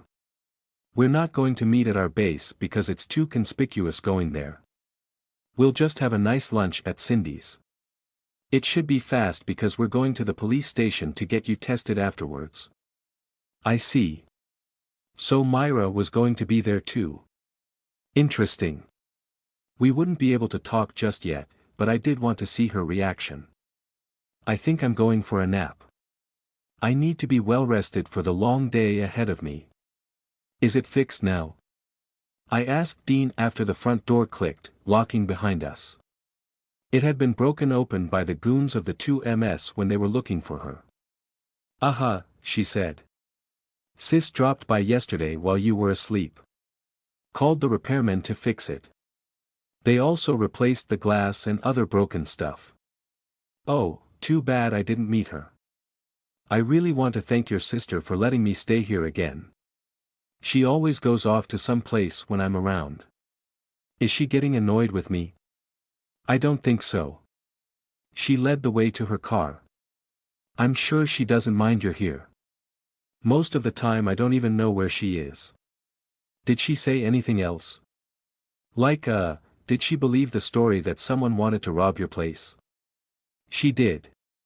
Or maybe she didn't care enough whether it's true or not. Dean shrugged, bouncing her pale golden hair on her shoulders. It does look like a robbery for what it's worth. I considered throwing away a few valuables to make it look more authentic, but I didn't want to rip the TVs off the walls. Real robbers would have taken those. In the end, I didn't bother. Sis just thinks they were scared off when Adrian dropped me from a party I made up. I should tell him to cover for me. A fake party? It was the first thing that came to mind. Luckily, or perhaps also not, those assholes quickly realized I jumped over the fence and escaped through the back, so they didn't ransack the house trying to look for me. That would have been such a mess, literally. Assholes. I snorted, trying to keep a chuckle down. What? She put her hands on her hips, frowning at me from the other side of her car. Did I say something wrong? I can't recall you ever using the word asshole. Have you ever cursed before? I do. It's just that I don't want to. How about you? I haven't heard you curse in like ever. Very rarely. Anyway, good thing those assholes didn't decide to spray your house with bullets, and just broke in like regular kidnappers. It's going to be hard to explain to your sister if your house got turned into Swiss cheese. I never thought I'd ever hear something like that in an actual conversation, she said. And I agree with it. That reminds me, I also told Sis you were there at the party too. Don't forget it when she asks you, although she probably won't. I told her I asked you to stay over because there was news of an Adumbri attack, and it turned out the Adumbri destroyed your place, so now you're here with us. I will, I said.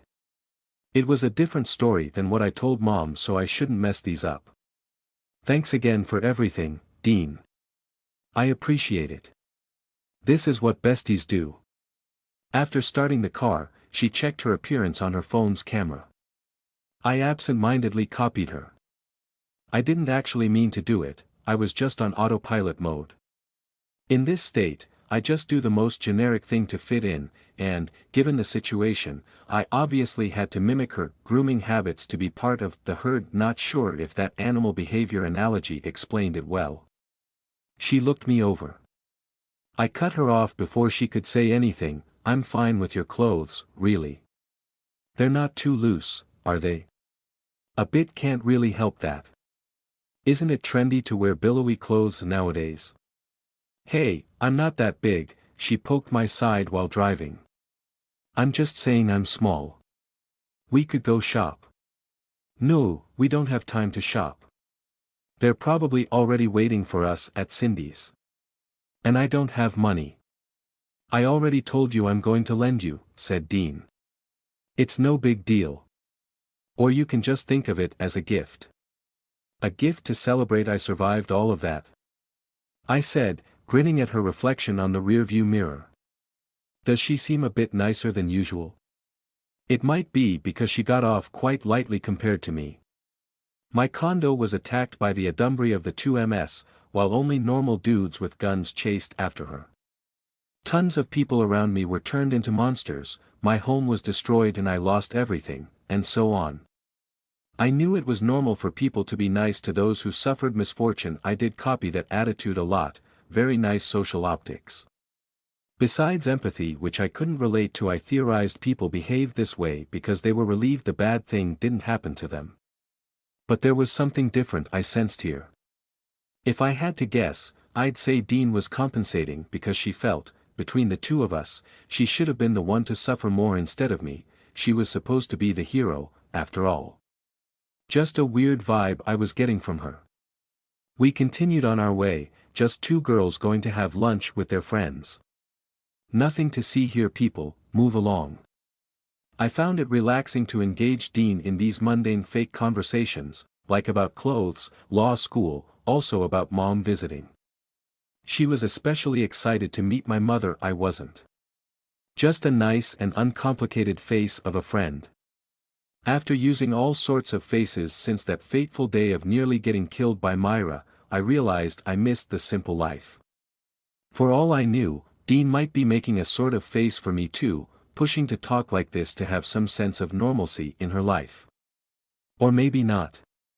Maybe she had already adopted to this new life that she wasn't fazed anymore and thus could talk like this in a relaxed way. There are cops, I hissed, interrupting Dean, wondering if the foot spa place she liked was open. A patrol car rolled down the other side of the street. It didn't have its sirens or lights on. I tightly closed my right hand, then relaxed when the crystals grated against each other. Were they looking for me? I don't think so. Are they coming to your house? No, they shouldn't be, Dean said. We didn't report the break-in. Sis told me to, but I didn't. Why are they here then? I think they should be going to the club. See, there they go, she said as the cops turned left, climbing up the winding road to the clubhouse in the middle of Verde Hills. It was the common area for this gated community, with the pool, restaurants, a bar, the usual amenities for rich folk. Did something happen there? I guess I didn't elaborate yesterday. When I said Everett and Rio fought the men of the 2MS, it was a big fight. In a way. They decided to fight back at the clubhouse because no one was there at that late an hour. Everett got slightly overeager and even killed a few of them. What? I said. He must have been pretty angry they were attacking his beloved Dean. Why did he do that? That'll really draw the cops here. They'll investigate and... We thought of that, don't worry. Everett used his power to dispose of the bodies, she said, her voice getting weaker towards the end. What do you owe? He burned them to ashes. She nodded slightly, as if she didn't want to expose me to the horrors of what they did. Like you said, the cops will come. Better they see something like a vandalism incident at the clubhouse than actual dead bodies. I'm surprised they only came now. Probably busy with everything else. Compared to an Adumbry attack, whatever happened here is low priority. But if there were dead bodies, cops might have came sooner.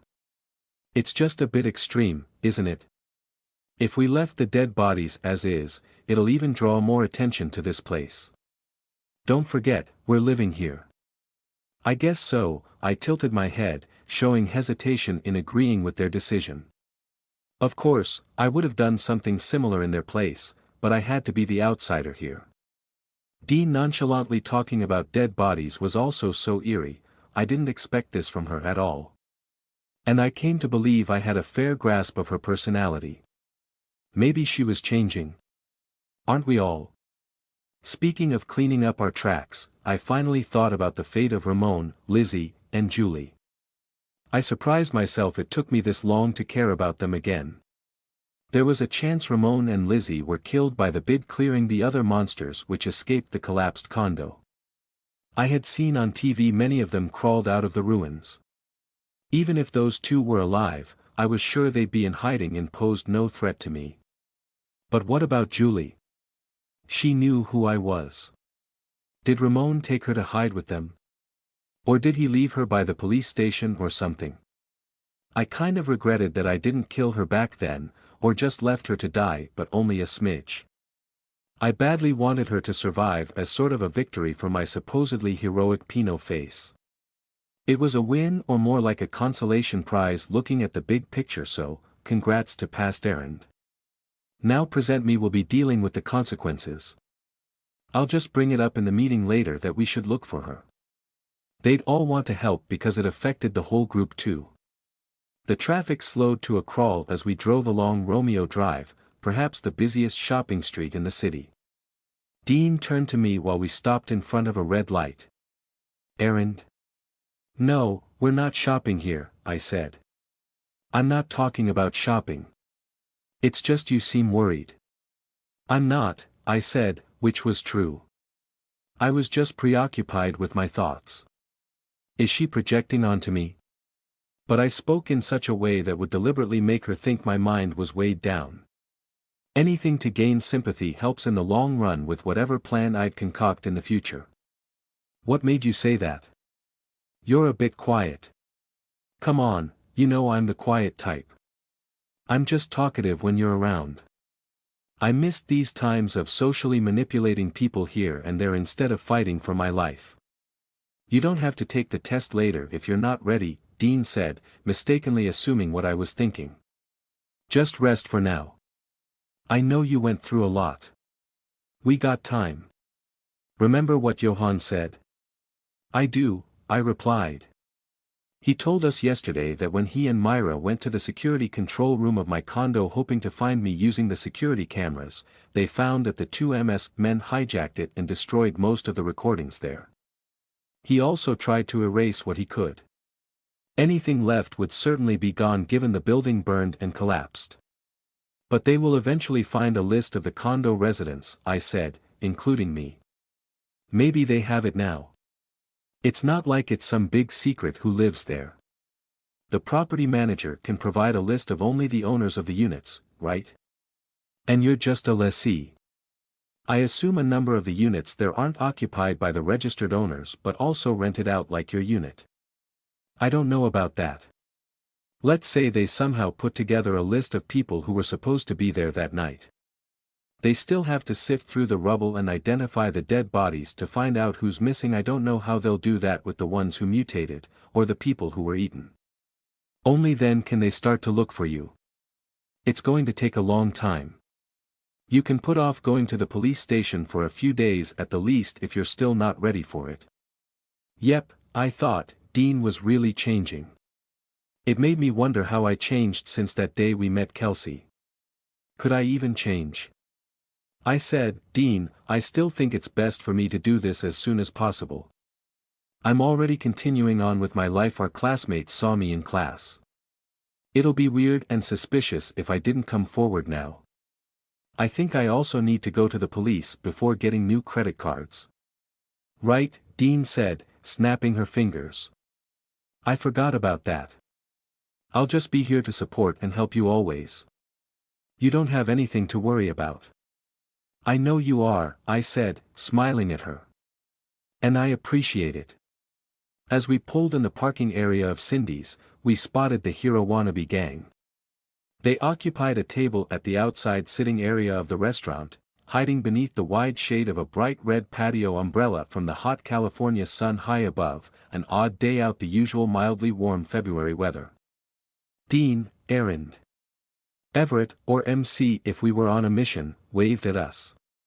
His strong Mediterranean features broke into a friendly smile.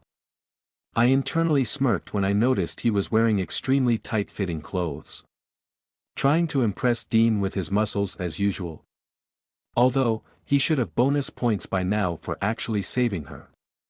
His natural olive-toned skin made me think about getting a tan at the beach again and reminded me there was something amiss connected with the sun and the ocean. Because you're being a creep, Myra, also known as Barb, retorted. She appeared a bit under the weather with heavy bags under her eyes and pale lips. I was holding myself back from breaking your bones. The blue color of her hair was brighter, like it was newly dyed, her bangs were trimmed and her normally shoulder-length hair was an inch shorter. Did she go to the salon after our encounter? Or did she do this herself? Such a weird reaction. How is that being a creep? Rio sat down and massaged his leg. I'm the most gentlemanliest guy ever in the whole wide world. Yeah, right. And Santa Claus is a Corbring. She nodded in our direction as a greeting but didn't look at us. Or at me, to be more specific. Hey, guys, she muttered. You're crazy, he said. Anyway, ladies. Have a seat, don't be shy. Dario's inside ordering food for all of us. All the best fast food junk Cindy's has to offer. Johann went after him because Dario always forgets he doesn't want pickles in his burger, Myra added. Everett said, isn't Ohio good morning in Japanese? Good afternoon is something else. Don't really care, man, replied Rio. I always tell you I know shit about Japanese even though I'm half. You do remember an Adumbri ate my dad when I was 2, so no one could have taught me. Ah, sorry, Everett said. I forgot. If you guys want anything, Myra said in a raised voice to cut through the awkward silence, you can tell Dario. He's right at the counter now. She jabbed her hand back and we looked inside the restaurant through its window walls. He's getting burger and pizza, Everett said. Burger and pizza? I couldn't eat those normally. I like the chicken wings of Cindy's, I said. Should I go? Oh, but it would be too imposing. I got you, Rio said. I'll just text Dario, no biggie. Thanks. Greasy and fatty goodness for everyone. More people are wearing masks, Dean observed, referring to some of the customers. Because of the fires, you know. Everett explained, people think the burned Adumbri material floating through the air can cause them to get sick. I saw some started wearing masks after the raid at the club for the same reason. They thought the huge explosion scattered Adumbri material in the air. They think it's some contagious disease or something. Rio shook his head. These people. Who knows, they might be right. The truth is sometimes crazier than the conspiracy theories people cook up. Only sometimes. Myra said. Seems like most of the time. After about 5 minutes of chit-chat, Dario and Johann arrived with the food. Dario said, I got 3 pizzas. I don't know their flavors, I just pointed randomly at the menu and agreed with the cashier. You suck, Rio said. I also got the group bundle they have of burger and fries. Aaron's chicken wings. And also large smoothies. Wow, Myra said in a sarcastic tone, everything sounds so healthy. Should we even care about what we eat, said Rio. You guys alright with this? Dario said. His question was obviously directed at Dean. They have salad not sure orange juice. He was blonde, although more on the platinum side in contrast to Dean's golden hair. Even though he was just carrying food to the table, his had a serious expression as if it was a military operation with the lives of the innocents at stake. Or maybe he was just perpetually constipated. I'm really fine. Dean said in exasperation. She looked like a celebrity dining with her fans pretending to like the normal food they ate. I'll have whatever you guys are eating. I'm not eating pickles, said Johann. That's my one and only rule on food. He was tall and lanky, I think the tallest of our group, like a walking bamboo with clothes. His face was more on the stoic side compared to Dario's utter seriousness. Okay, let's have an overview of the aftermath first, Dario said. All of us leaned forward to listen. No, don't do that. Just eat like we're hanging out. Everyone leaned back. From what I've gathered, the two MS are pulling out of the city. Johann also found out that some key officials supporting them have been arrested. The bid is basically breaking their hold over the city. Is that a good thing or bad thing? Perhaps bad, because then our next target, and only remaining lead, will be the Red Island. And we don't know where that is. But let's put that aside or now. We have two more pressing concerns. One is Aaron's test. That's Johann's assignment, and he says he's all prepared for that. And the other one is Julie. Did I get her name right? A survivor from Aaron's condo. Yeah, Myra said. Her name's Julie. One of the guys we got out of that shithole. What's this about Julie? I said. Julie is the immediate threat to us, Dario said. I need to get to her. No. Dean stood up so quickly her chair would have toppled to the floor if I hadn't caught it. That's something I can't allow. She slammed her hands on the table. Leave that poor innocent girl alone. She's been through so much already. Dean, tone it down, I whispered, tugging her clothes. I gave a quick sidelong glance at the annoyed teen couple having a date 3 tables away, their lovey-dovey time disturbed by her outburst. Don't draw attention to us. But I don't agree with this, she said in a much lower voice as she slowly sat back down. We can't. Let me see that. I nudged her hands. She raised them up from the table, revealing a couple of dents on its aluminum surface. Rio whistled. Oof, that's going to leave a mark. It already did, you dumbass, Myra said. She nonchalantly rotated her head as if she was stretching. A security camera by that corner. What do we do? Sorry, Dean said. I didn't, I was. You should learn to control your strength. I got it. Everett was there to the rescue for Dean. Rotate the table over to me, he said. I'll try to smoothen it out. No one will notice the dent. Can you fix it? I'm really, really sorry. Don't worry, Dean. I've worked at a fast food place before. We're not paid enough to notice these things. Dario cleared his throat, and we all settled down again. Before there's any more violent reactions, let me explain myself first. Out of all the people that Myra, Johann, and Aaron saved from the condo, Julie is the only one who knows their faces. Did I get that right? Yep, said Myra.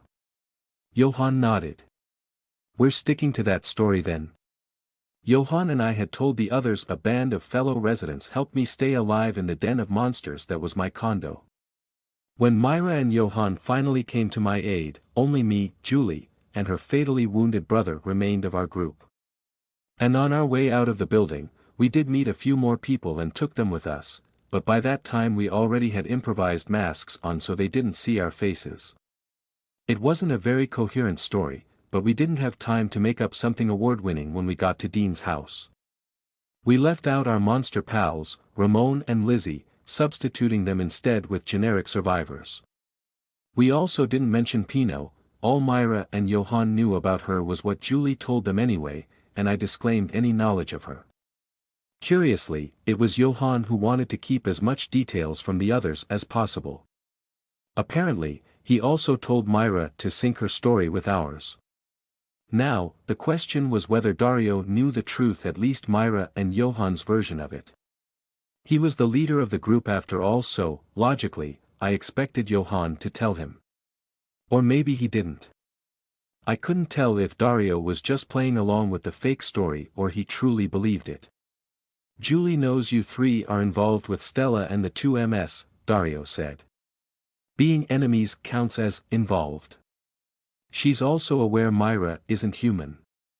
Okay, knowing your faces might not be enough, especially the 2 of you. He pointed to Myra and Johann. But she definitely knows Aaron is living in the same building as her. If she told the authorities, they can find the rest of us given time. I have a tiny gut feeling we don't want that to happen, Rio said. Dean shook her head. Johann said she was in shock her brother died. Right, Johann? That was what it looked like to me. She did seem a bit out of it, added Myra. Dario stuffed some fries into his mouth. He gestured at us, encouraging us to eat too and pretend to hang out. I've seen someone so overcome by grief, he said in between chewing, over the loss of a loved one that they couldn't speak for several days.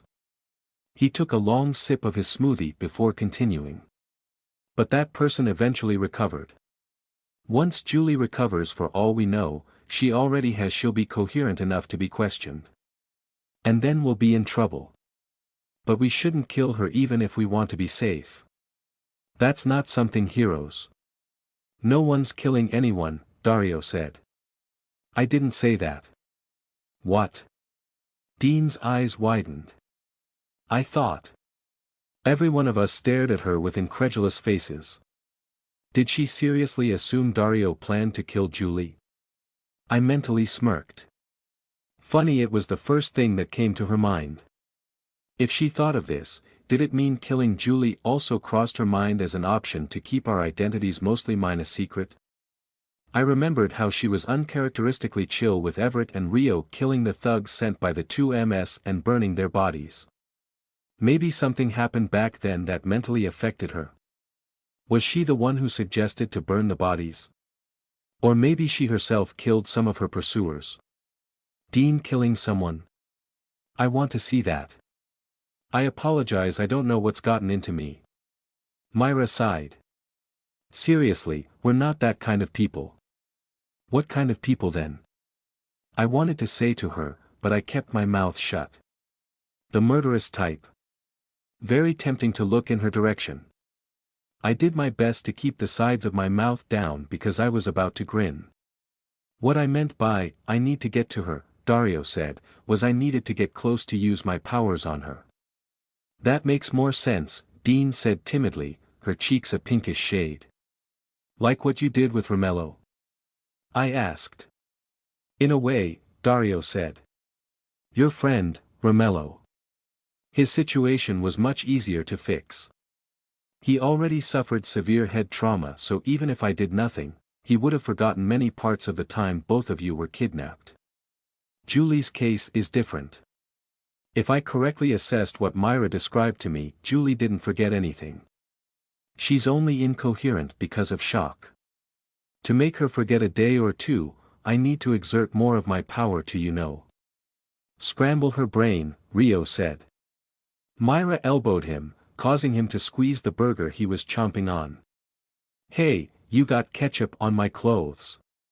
That was your own fault. Why so grumpy today, huh? And what I said is true. Dean, before you say anything, Dario said. I know it doesn't sound good. We can sugarcoat what Rio said, but it will be like that. It's not so bad as it sounds, Everett said. Sometimes people get so drunk they forget a day or two. Just think of it like that.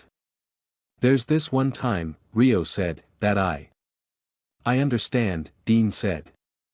I'm not about our situation. My reaction earlier that was because I promised myself I will never take an innocent life in the fight against the Adumbri. But I do know we have to do these things to survive, to keep on fighting. There was silence. Then Johann suddenly exclaimed.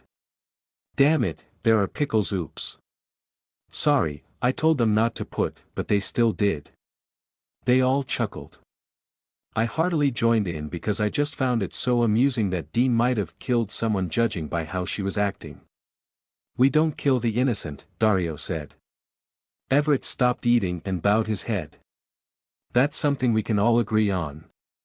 I also looked down just in case a smile popped on my face.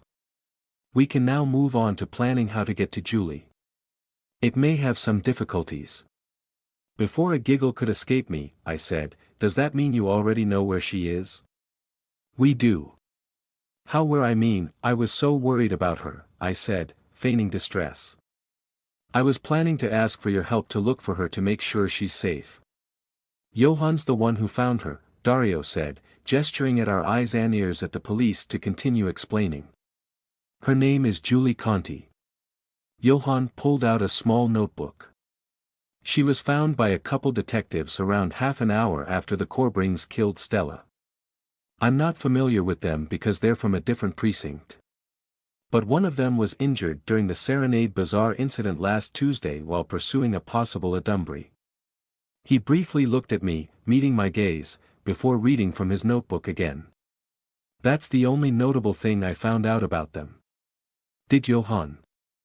No, I was part of the thingy at the Serenade. I couldn't recall injuring any police officer. Where did they find her? I said. From their report log I got when I hacked our system, they found her beside a destroyed pub a few blocks away from your condo. A pub?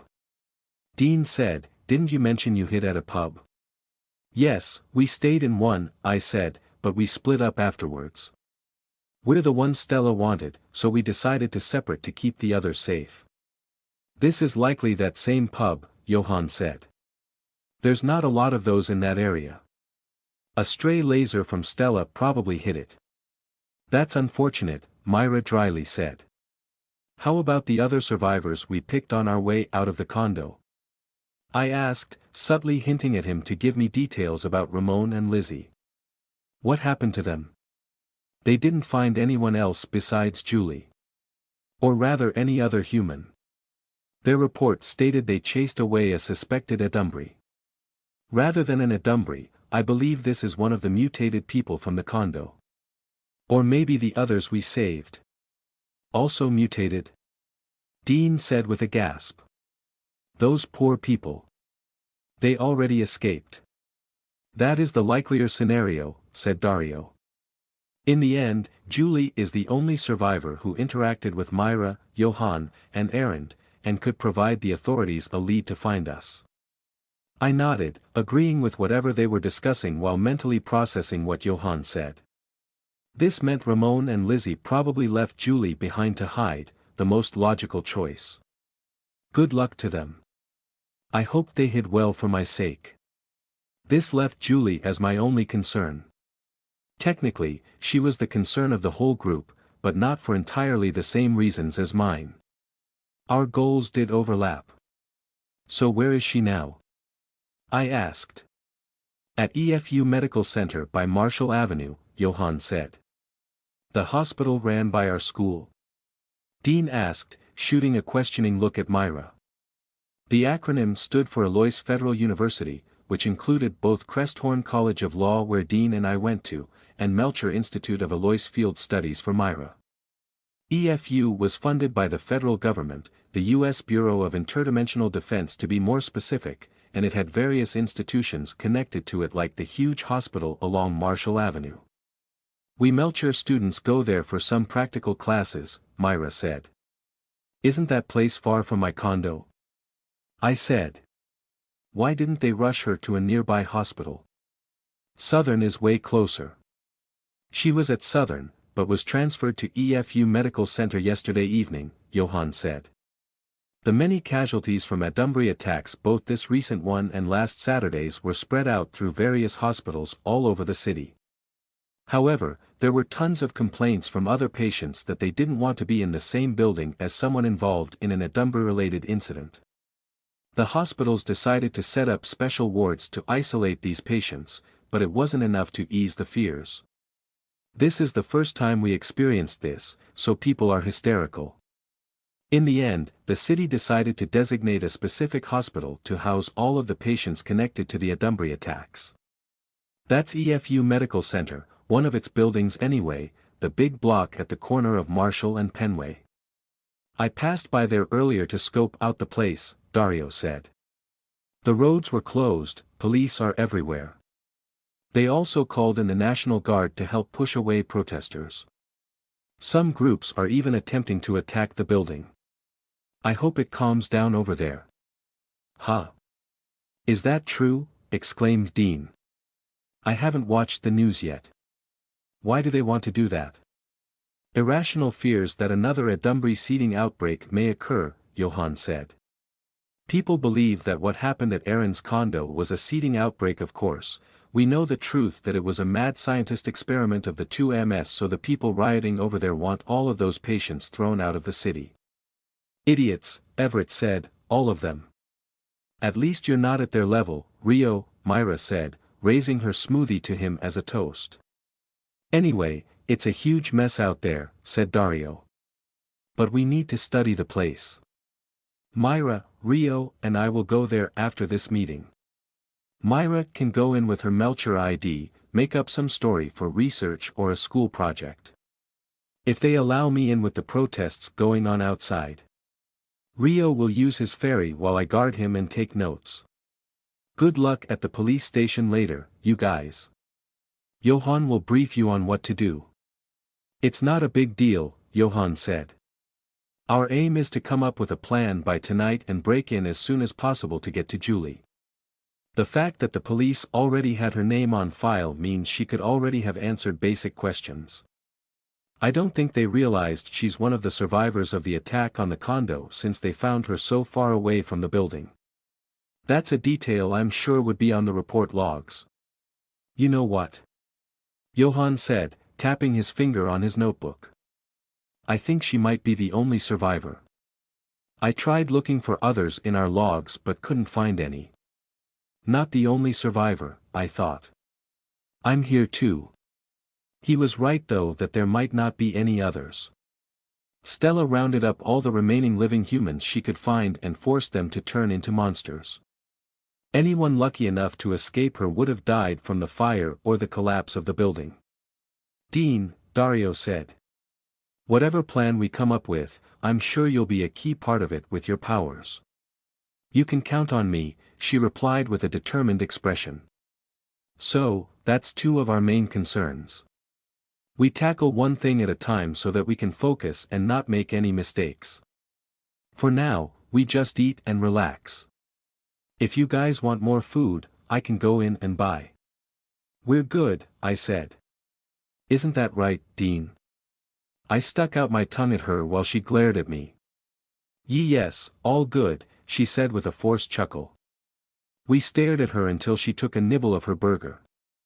Then all of us clapped and cheered her on to eat more. Just a random group of friends doing goofy things, nothing suspicious here. How about you buy us ice cream? Rio said. What are you, Myra said, a kid? Ice cream is good for celebrations. And we should celebrate because the Corbrings killed Stella. I was surprised she's that strong. You're right. The Corbrings taking her out is something to celebrate. Wait a minute, Dean said, putting down her burger. If you don't like it, Everett said, I can buy you something else. He looked around. There's a salad to go across the street. Isn't this a more pressing matter? What do you mean? The Corbrings came here. They know there's something wrong going on in this city. Isn't our goal to keep them from knowing about the 2MS and their experiments? Shouldn't we be worried about this? The Dean narrowed her eyes and raised a finger. Hang on. She turned left and right, her eyes scanning our surroundings. No one else was at the outside sitting area of Cindy's besides us and a waiter clearing the table of the teen couple who had just left. We all followed her lead, staring at the waiter for a few seconds longer than normal, making him uncomfortable. Did her guardian angel tell her something? The waiter went back inside the restaurant shooting a weirded-out expression our way. The experiments of the 2MS, Dean finally said, giving the rich pseudo-Adumbri powers in return for funding, isn't all of that just a small part of the plan of the Adumbri? The true Adumbri. Correct, Dario said. And these Adumbri, she pressed on, the real ones behind the scenes. They infiltrated the bid. What was that again? Division proxy. The Adumbri are stealing technology developed by Division proxy, by our government, to conduct their own experiments through these criminal organizations like the 2MS to find a way to retain their human minds, pushing back the entities from the other dimension while still keeping their powers. This technology being That's us, Everett said. Not really us, per se, Rio said. The professor just stole the artificial cores we're using from the bid. Per se, Myra scoffed, rolling her eyes. Dario nodded. As I've told you in Errand, Division Proxy of the bid is making super soldiers with artificial cores they developed. They're able to do this safely because they have an origin core that, for some unknown reason, was never absorbed by the mother core, consequently making it undetectable by corebrings. Yes, that, Dean said, her brows furrowed. We're fighting the 2MS. They're in league with Adumbri, they're making Adumbri, making monsters, they're killing people, experimenting on people they're evil. That's it. We're on the side of good fighting evil. But that's also not it. Not all of it anyway. Isn't our goal not only to stop whatever the Adumbri are planning to do with their experiments, but also to keep all of this away from the corebrings? Because if the corebrings find out about the 2MS, it's only a matter of time before they also find out about the origin core our government is keeping, I said, continuing Dean's thoughts. I had to back up my best friend here. Plus, I was interested to see where this was headed. The corebrings will surely fight our country for that. It'll be a huge conflict. That's what I'm getting at, she said. Because of Stella, the corebrings' attention is turned to our city. Or maybe they were already here before. I heard in class this morning just a rumor my classmates shared. I don't know if it's true that the corebrings killed the Adumbri, Stella, without any request from our government through the protocol. They supposedly reacted too fast to have been contacted through official channels. If so, it could only mean they already had their eyes on La Esperanza for some time. Isn't that the absolute worst scenario? I wanted to shake Dean's hands and congratulate her for being such a bright girl. She had no idea how close and how far she was on that one. I also confronted Myra about this, but then she revealed to me that our government wouldn't ever go to war with the corebrings because the latter had the support of many of our own politicians and could mind control more if needed. Then what are these hero wannabes actually fighting for? I hadn't thought about it back then because I was focused on manipulating the situation against Myra. I must admit I was getting a little intrigued. Was there even any truth to the story about the bid and their top-secret experiments? There should be parts that were since Dean did get superhuman powers. But which ones? That, however, was a question for another time. Right now, I wanted to see how Dario was going to answer this. He shook his head. The corebrings aren't here, he assured Dean. Killing Stella was a routine thing for them, just another day on the job. How do you know that? She demanded. They are here. How could they have killed Stella if they're not? Omni-Spear, he replied. Dean raised a brow. I didn't know what that was either. Omni-Spear is the name of the corebring who killed Stella. To be more accurate, that's what he's called in the bid database of corebrings. I have some access to it with the help of the professor. No one knows his real name, or if he's a he, because he has never shown himself. His ability is very distinct, which is why he has a specific file even though no one has seen him. What can he do? He can teleport his corequip, a spear, inside a target he sets his eyes on. The spear will burst out of a body, a brick wall, a tree, anything he can see. That's what happened to Stella, Myra cut in. A huge blade came out of her chest out of nowhere. Omni-Spear doesn't need to see the target with his own eyes, that's what the bid hypothesized. It can be through binoculars. A live broadcast seems to work too, like a live news report, or a live stream on the internet, depends on the delay of the broadcast and how his target has shifted in relation to that delay. The bid has recorded several instances of this happening all over the world, a mysterious teleporting spear showing up when there is a live broadcast and disappears when the broadcast is cut off. Spears of varying sizes coming out from the bodies of Adumbri. I'm not sure if the change in the spear is his own ability or because of other corebrings boosting his power. I see, said Dean, slumping down her chair, still sounding unconvinced. That's some imagination you got, Myra said. Perhaps not exactly that, Dario said, but something along those lines. I assume the Hive is monitoring these kind of events all over the world, and Omnisphere saw people needing help. He acted immediately, putting the lives of people above following the protocol. Johann raised his smoothie at me as if to toast. Nice going, Erend, with your idea to video Stella. Who knows, maybe it was our video that Omnisphere used to teleport his spear. We were hoping the bid to show up, but it was this Omnisphere guy that helped us. Ah! I exclaimed, surprising everyone. I think it really was because of our video. The giant spear disappeared when Stella destroyed the building you were in, I said to him. I was really lucky I got out with just scratches. We owe this guy for killing Stella, but I also hate him because he nearly got you killed. It's fine, he turned away and shook his head to dismiss her concerns. Even though I'm just a normal human, you don't have to worry so much about me. There were a few seconds of awkward silence that I decided to break by saying, the spear reappeared afterwards and finally finished off Stella. Another camera, I guess. It's clear this was Omnisphere. I should call Clive that name the next time I see him, he might find it hilarious.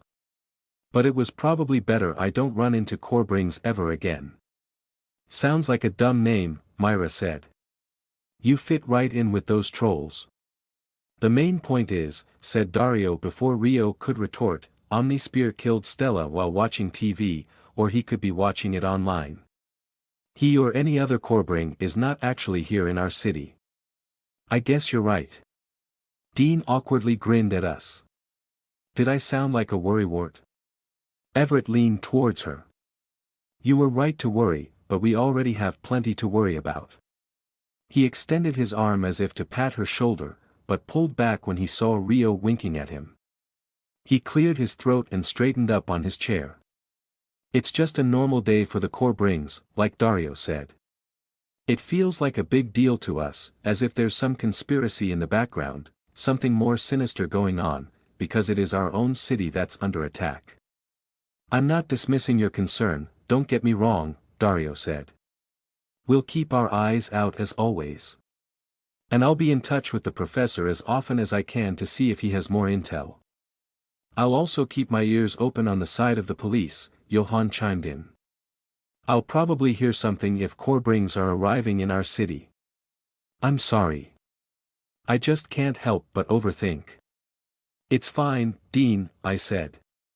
How about you take a bite of the burger so you'll feel better? How would that? Or you want a chicken wing? Burger. Burger.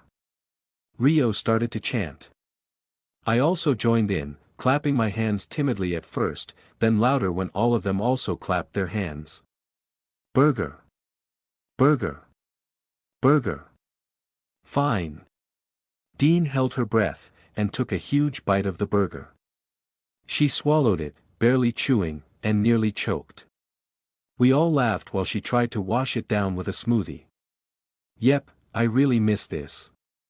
Just having a normal face on, the face of a friend, the face of an average member of society, just swimming through social interactions, pretending I could relate to them. A leisurely pastime. Very relaxing. I should savor this moment because I feel like my life would get upturned again pretty soon. I'm getting used to it anyway. I can't believe this street is also packed, Dean said. It was already the third time we took a detour to avoid heavy traffic only to run into yet another one of its ever-growing tendrils. I thought only tumbleweeds passed this way. Tumbleweeds? I said. Run-down shops lined both sides the streets, most of them already closed. There were a couple with a condemned sign hanging on their doors. Obviously, not somewhere we should be. Yet many cars were passing this way, on the same quest as us to find a faster way downtown. Derelict vehicles illegally parked along the road, probably not working anymore, forgotten or abandoned by their owners in ages past, exacerbated the traffic. If only I still had my foldable bike, then I could avoid this nonsense. It's just an expression. Okay, but what are tumbleweeds? You know those big balls of dried weeds rolling in the desert? Ah, so that's what they're called. Added, tumbleweeds, to my dictionary. Honestly? You didn't know what tumbleweeds are? There are tons of them here in California, like the southern desert places. Is there a national requirement to know the name of those things? I poked her side, and she accidentally hit the horn of her car. Quit that. She poked me back. They'll think I'm an impatient driver. We should have gone with Johann, I said. Maybe we could have avoided this. He left 30 minutes earlier than us to prepare some stuff at the police station. It would also be suspicious if we arrived together at the same time. He explained to me what was going to happen, and also said he'd call later to give us more details of his plan. Since we weren't going anywhere anytime soon, we decided to watch the news on the TV of Dean's car. The local news channel was covering the insanity at Marshall Avenue. The whole road was closed. A large protest snaking down the whole length of it, only halted at the hospital by a barricade manned by the National Guard. A large contingent of the Mother Corps Disciples sect was having a prayer rally, occupying a side road, encouraging the protesters to join them in prayer. Their goal was supposedly to cleanse the hospital of the Adumbrey taint, from what I could gather from the placards they were carrying. There were other religious groups doing their own things all around the place. A smaller gathering was held by family members of the casualties of the Adumbrey attacks currently housed in the hospital. They were pleading for understanding from the citizens of the city. The news reporter said that the violent groups who attempted to scale the back walls of the hospital were arrested by the police. Police were also deployed all over the downtown area to deter looting and further acts of violence. Normal people are really weird. I hope Dario and the others get to the hospital safely, Dean said. But looking at how things are going, she pointed at the screen, maybe they won't be allowed inside. I'm sure they'll think of something. Rio can still use his ferry to scout. The traffic moved sluggishly, and we sat in silence while the news continued. It was apparent on Dean's face she was concerned for the people. Or maybe she was concerned for our sake. I was thinking maybe I should look concerned too. Nah, she won't notice me. She was engrossed by the stupidity of humanity displayed on TV. One would think only an idiot would listen to an Adumbrey and let them get taken over. That humanity would surely unite and help each other. But things like these proved the opposite. It was very easy for Adumbrey to take over someone and then gather followers. Although, that was rich coming from me. Not like I could judge these people given my situation. I wasn't sure whether I should speak up. It was usually Dean's role to be talkative, but I should also be a caring friend when she was obviously worrying about something, right? Dean, I started to say, but she also spoke. Aaron, there's something I have to tell you. She muted the TV. Keep this a secret from the others for now, okay? Sure. What was this about? We're looking for the Red Island and we need to find it as soon as possible. Right. But we have no leads now. Actually, we do. Or rather, I do through Bianca. I think I have a way to find out. Huh?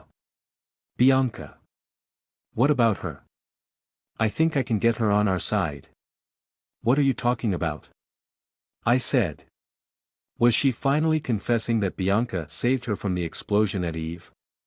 Her story before was she escaped on her own, guided by her power, her pet with limited but very powerful foresight nonetheless, the guardian angel.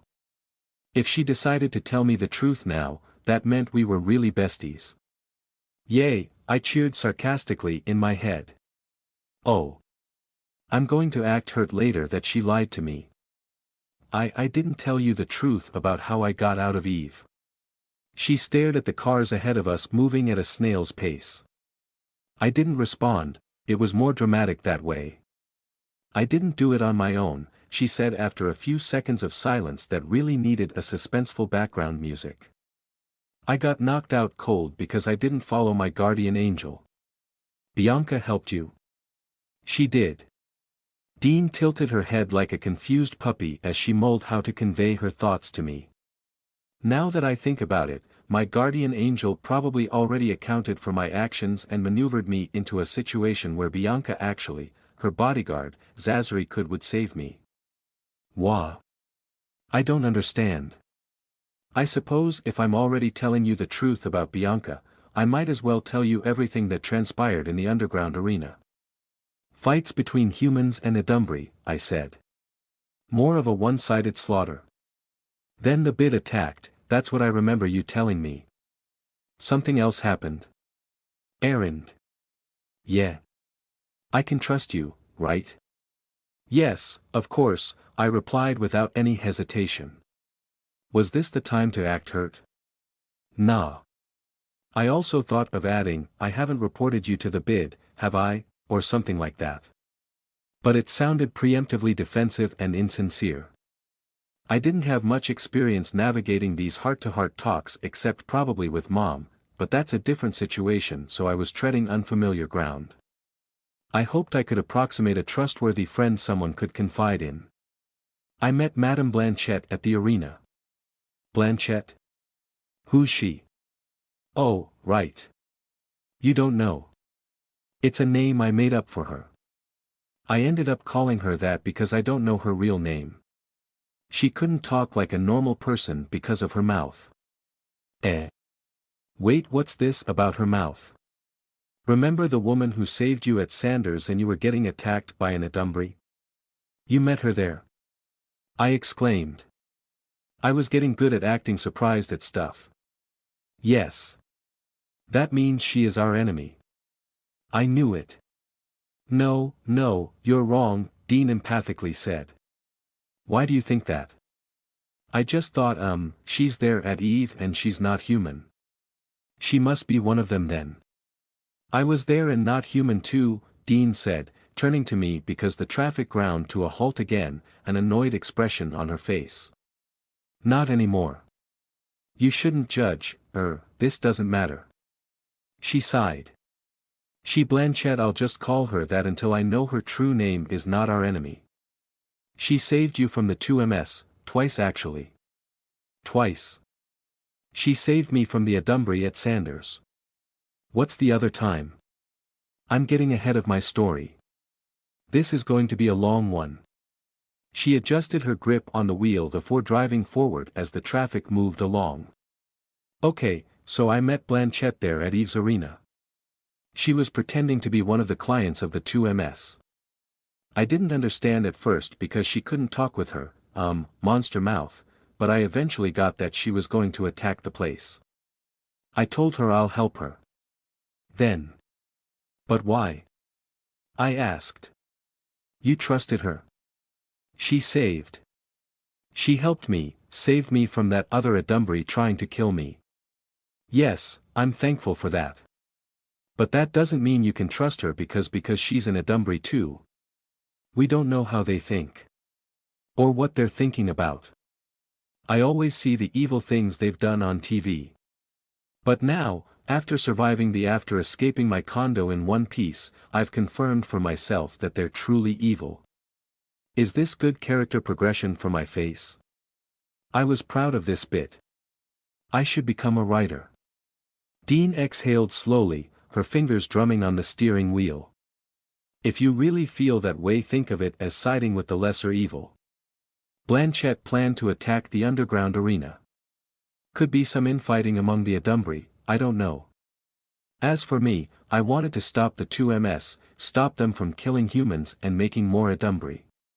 Or just slow them down. That's why I agreed to help her. But it's not just that.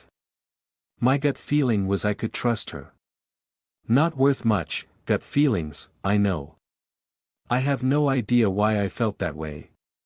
Maybe you're right that we don't know what they want, so we shouldn't trust them. They are Adumbri. I wanted to joke around with her using the term gut feelings, but that felt inappropriate in this heavy atmosphere. The huge wolf monster at the docks was Blanchette. I said. I can't remember much of what happened there besides what Myra, Johan, and Rio told me after they saved me. I also don't know what the monster at the docks looked like, but a giant werewolf is quite distinct, she said. The guards at the arena seemed familiar with her, so it must have been really her who attacked the docks. Indirectly, she saved you. As the traffic picked up pace and we were finally able to merge into a main road, Dean narrated my fight against the men of the 2MS, their weapons, their comexos, all the monsters unleashed from the holds of the arena to stop me. It was very surreal hearing it and knowing it was me, yet barely remembering any of it. Also, very enjoyable. She left all of this out when she first told me about what happened that fateful Saturday night. And then the bid attacked, she said. I remember you mentioned one of them was the guy we ran into at the club. The large man who shooed away those perverted jerks. I can't believe I'm saying this, but I'm glad he got caught in that explosion. His body is probably pulverized. If he survived, looking for him to wipe his memory would be 100 times harder than getting to Julie. That's an understatement. What happened next? How did you get knocked out? I led Bianca and Zazari to an escape route thanks to my guardian angel. But I returned to help Blanchette. She held up a finger at me. Before you say anything, consider this first. She's an enemy of the 2MS. The enemy of my enemy, whole deal. She saved you twice, so we owe her. I noted she used we, not you. And, again, I trust her. I just trust her. Maybe she'll be a powerful ally someday. Fine, I'm not arguing with you on that anymore, I said. But I'm sure your guardian angel told you not to do it, right? I didn't listen to it. It's not the boss of me. And how did you help her? This one I was interested in knowing. I'm not sure what happened there. I remember deciding to intentionally put myself in harm's way to force my guardian angel to react. I was hoping it would pick a future where Blanchette and I could escape. That's crazy. I was desperate, okay. My memory's all fuzzy, but I think I touched my guardian angel and Blanchette at the same time. I'm not sure why my guardian angel told me to do that. I fainted right after. I see, the guardian angel's plan became clear: shock me back to sanity to stop me trampling Dean, then wait for Zazari to jump in and save her. In that brief moment the three of us were connected, we shared our minds and looked into our futures. Lucky that Dean didn't remember much of the visions. I didn't either. Were you able to really help Blanchette? I asked. I don't know, Dean replied. I admit I was reckless there. I hope my guardian angel didn't make me hurt her in order to save me. That flipped a switch in my mind.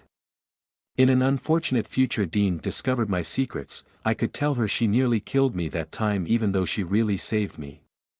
She went on with her story. Bianca brought me to my house and waited for me to wake up. Apparently, Zazari is skilled at accessing databases to find my address. I guess you told her everything then? Yes. Everything. About our group she already knew we impersonated her crew. About the source of our powers, the artificial core. I also told her you were human. You're just trusting people. I know her secret, it's only fair she knows about mine, Dean replied. I'm not sure that's how it should work, I thought, but I didn't say it out loud.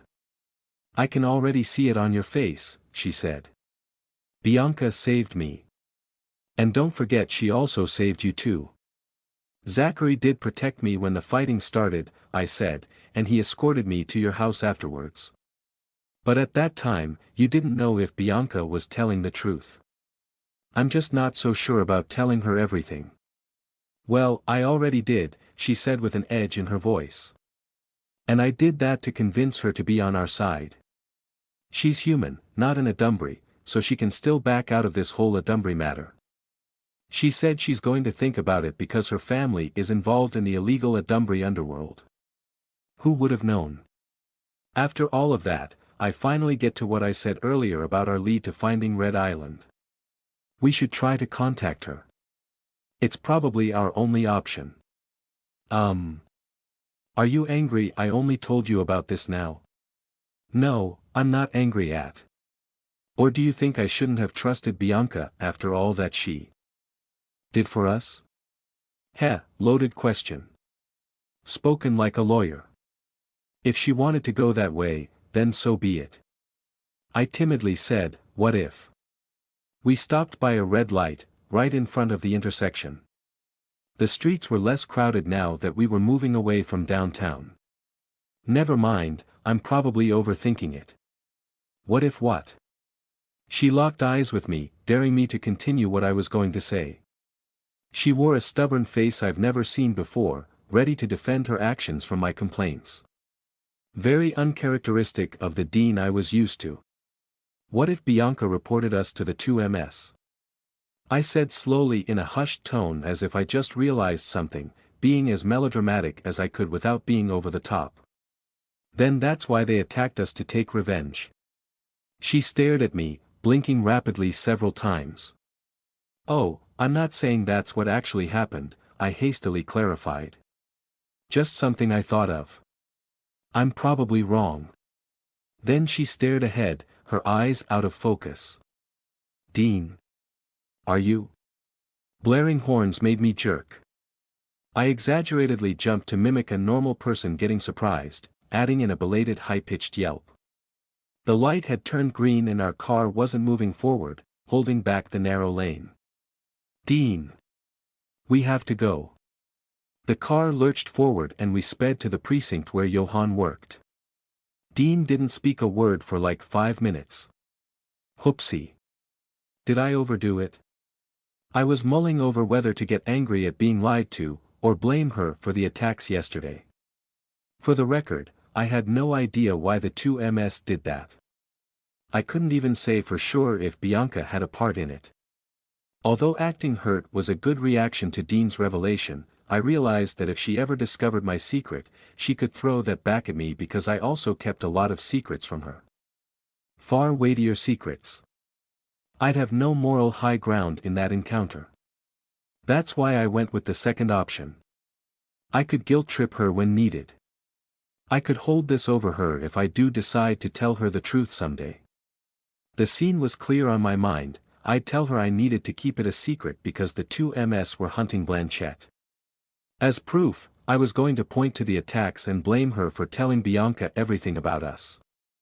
Let's just see where everything goes. For now, I had to tone it down a bit because I might have caused a bit more mental damage to Dean than I intended. Dean, I was just guessing when I said that. Still nothing. I mean, Bianca wouldn't have saved you only to betray you afterwards. Aha. She slowly nodded her head. There's a lot of other possibilities. Maybe someone tailed you guys as you escaped. Or the 2MS questioned her and she had no way of refusing. Yes, that you're right, she mumbled, trying to convince herself. She was probably blaming herself in her head. Time to bring out the big guns of emotional manipulation. It might not even be connected to her, I said. What if it was me? The 2MS kidnapped me before. Then someone recognized me at the club and pieced it all together. And that's why they targeted us for revenge. It makes it my fault then. My hand went to my mouth at the horrific realization. Very dramatic, mind you. What? Dean said. No. How did you come to that conclusion?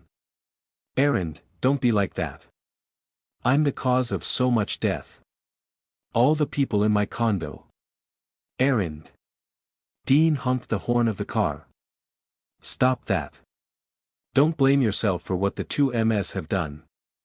We don't know why they did that, or what their plan is for turning people into monsters. And just like that, she was fine again. Expectedly, she was going to jump at the suggestion that she wasn't at fault. Normal human behavior. It's not my fault. I said, on the verge of tears. No, it's not. Believe me, when we ask Bianca, she'll tell us about the real reason, and I'm sure it's not you. Okay then. Bianca will also be the key in finding the Red Island. And we will make the 2MS pay for all the innocents they murdered. I said, you're sure we can trust her? Yes. I may not trust her, but I trust you. Thank you. Maybe I should try to contact Bianca first. Let's finish this quickly before someone wonders why I disappeared during my shift, Johann said. Dean connected her phone to the car's speakers so we could better hear his voice. It was echoing, the connection a bit choppy because he was hiding in a stairwell. Aaron, don't forget the story why you came to our office instead of going to the headquarters, which is closer to Dean's place. I don't want any media attention, so I decided to avoid the headquarters, I said. But I think I got a better story. How about I just make the protests and riots downtown my excuse? That's a very valid reason to avoid going to LEPD main office, Dean said. A way better fake excuse than what I came up with. It's not even fake.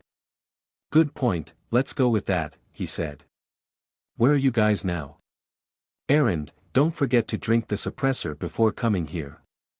We're parked in front of the donut shop across the street of your precinct.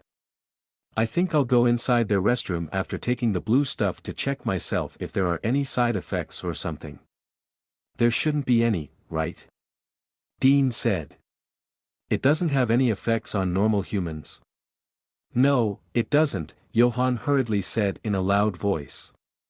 Then he tried to play it off nonchalantly. We're having Aaron drink it as a precaution. I'll be inside a police station. Even if this doesn't do anything, drinking it will calm me down and make me feel safe. If you're not comfortable, we can. Dean, I said many times I'm fine. I want this done now. I agree with Aaron, Johann said. Better to get this over with as soon as possible. He then quickly ran through the tests they'll perform on me. Standard physical tests, some bioscanners and shit, the helmet test, all of which could be beaten by the blue vial. He assured me that their office didn't have the egg pod test that I detested, it was at their headquarters. Dean clapped her hands. It sounds like we have no problem then. She smiled reassuringly at me. Not exactly, Johann said. We might have one problem. I spoke too soon. Oh, I said. You won't be in charge of the testing? I exclaimed with genuine concern. But I stopped myself, remembering Dean didn't know about the crystals on my palm.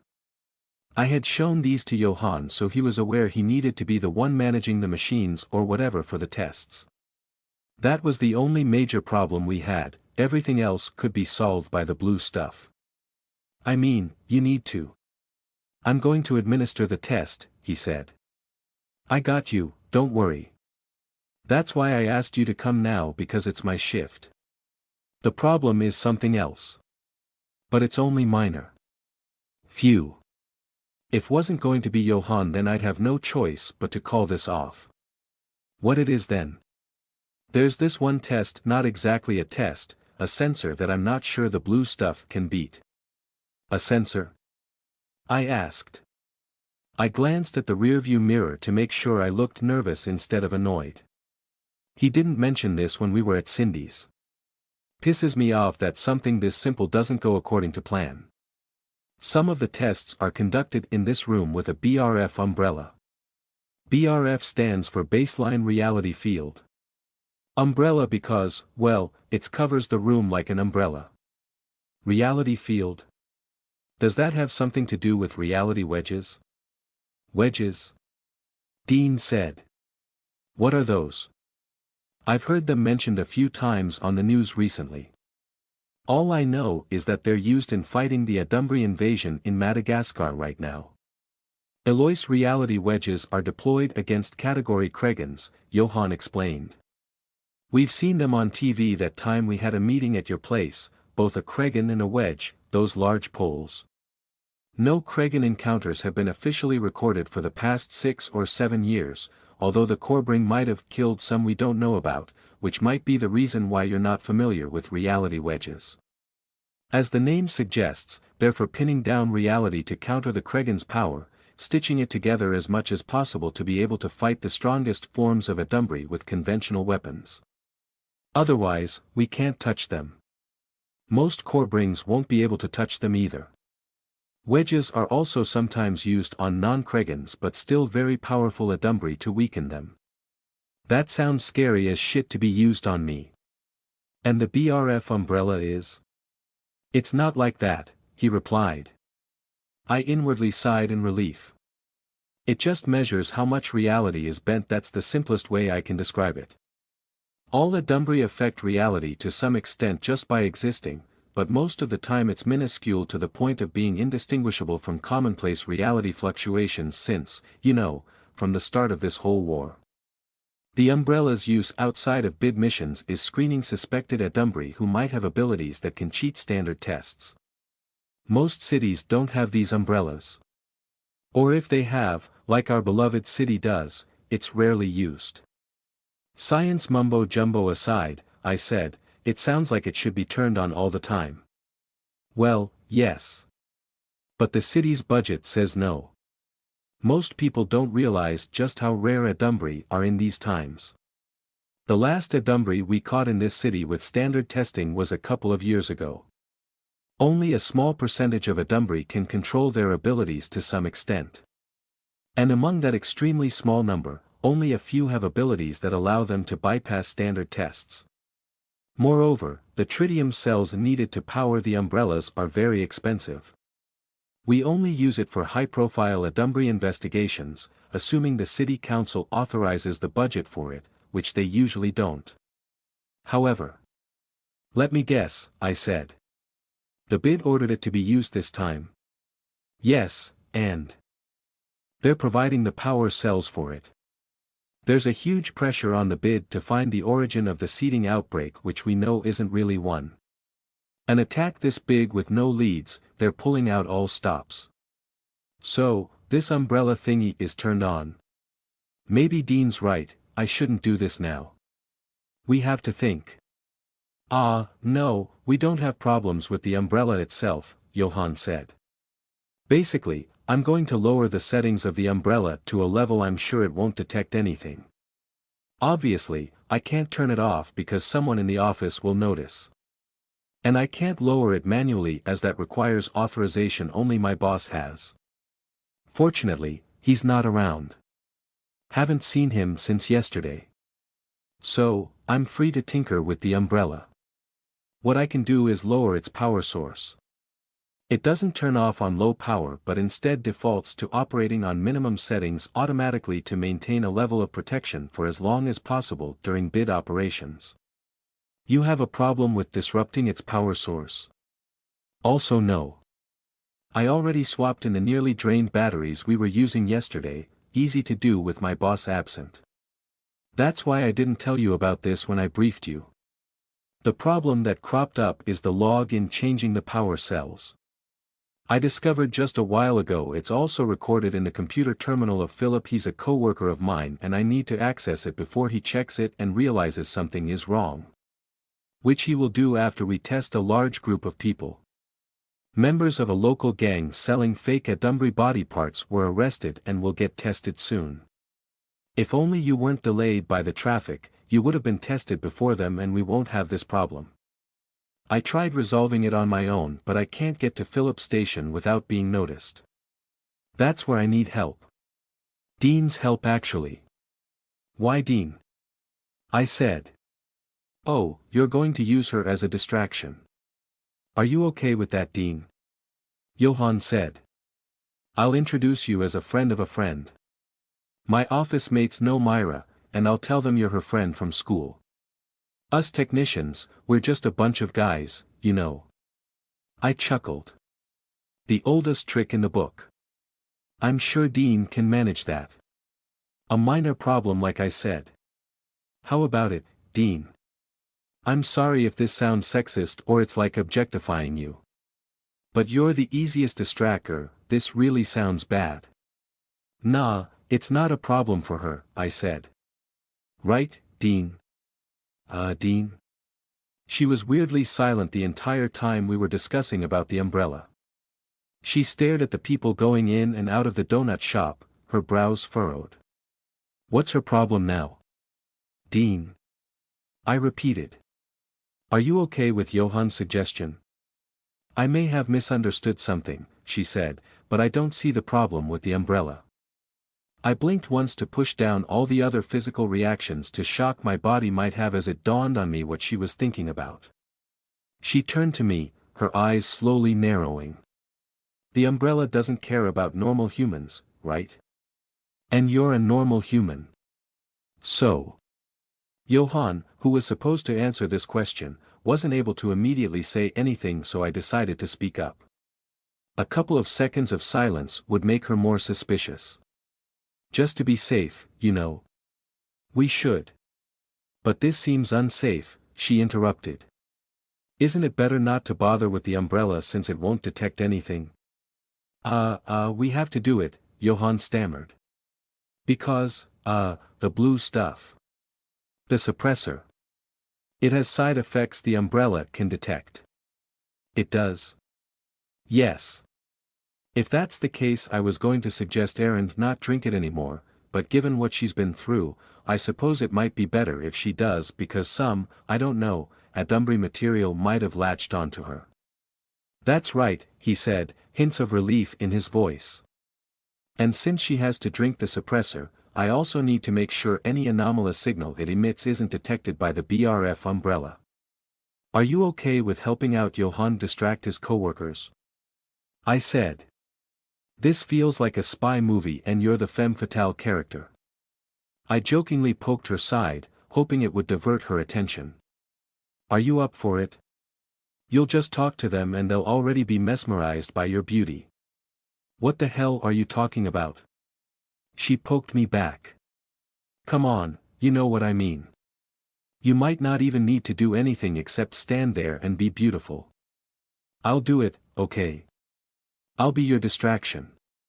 Crisis averted. Yay, I said. Johann, I'll just drink this blue thingy and we'll go there.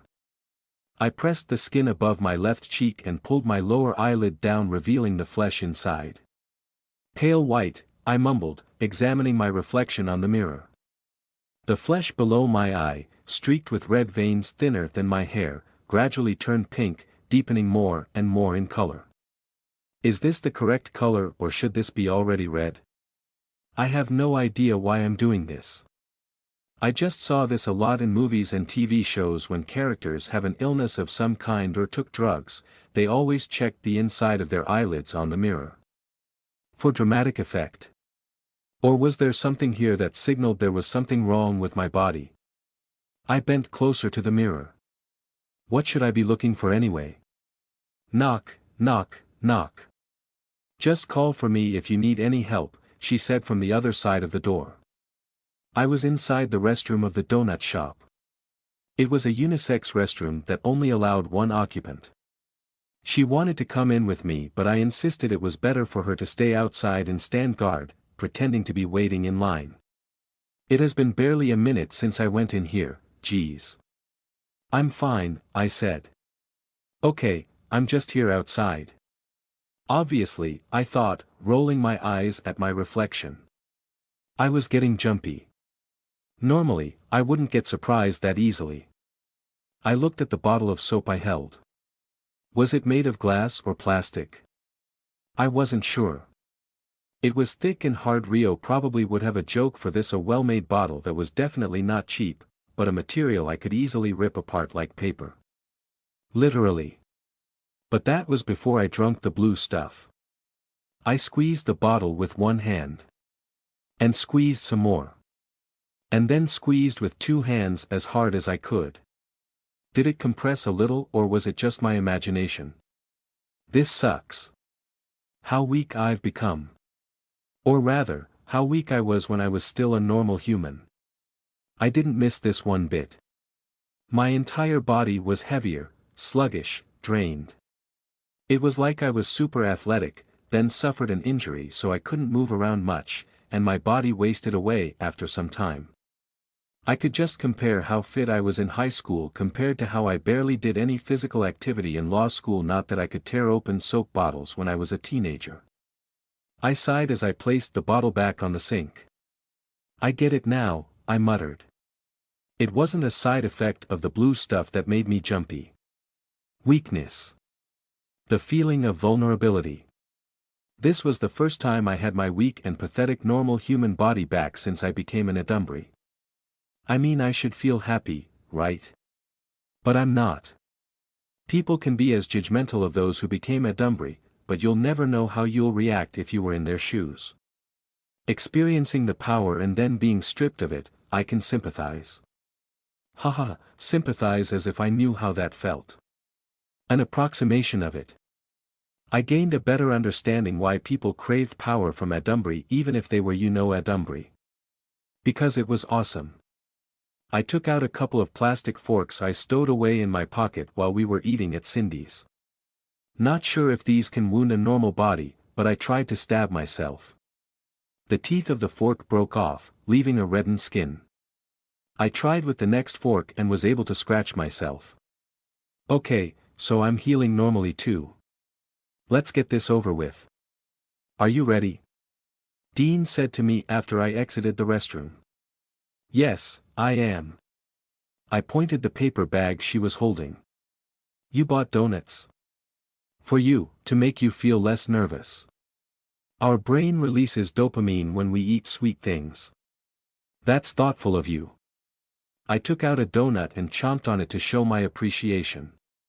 Thank you, I said while chewing the sugary dough. Distract yourself with happy thoughts, like we'll go shopping later for new clothes. That again. We should. You don't have any other clothes. I threw away the ones you wore yesterday. Why? I said levelly, a nugget of concern lodged at the back of my brain. They were too dirty. I can wash them. No, it's better to throw them. You wore that while Dean said with a shrug, giving a sidelong glance at the guy manning the cashier who was gazing starstruck at her. All that dirt, you don't know what got stuck. And it'll be fun to shop. It can make you feel less stressed. You're right. Let's go. She led the way out of the store and back to her car. I followed her while chewing my tongue, a frown of annoyance slipped my guard and formed on my face. Was there blood on that shirt? My blood? Did Dean notice it?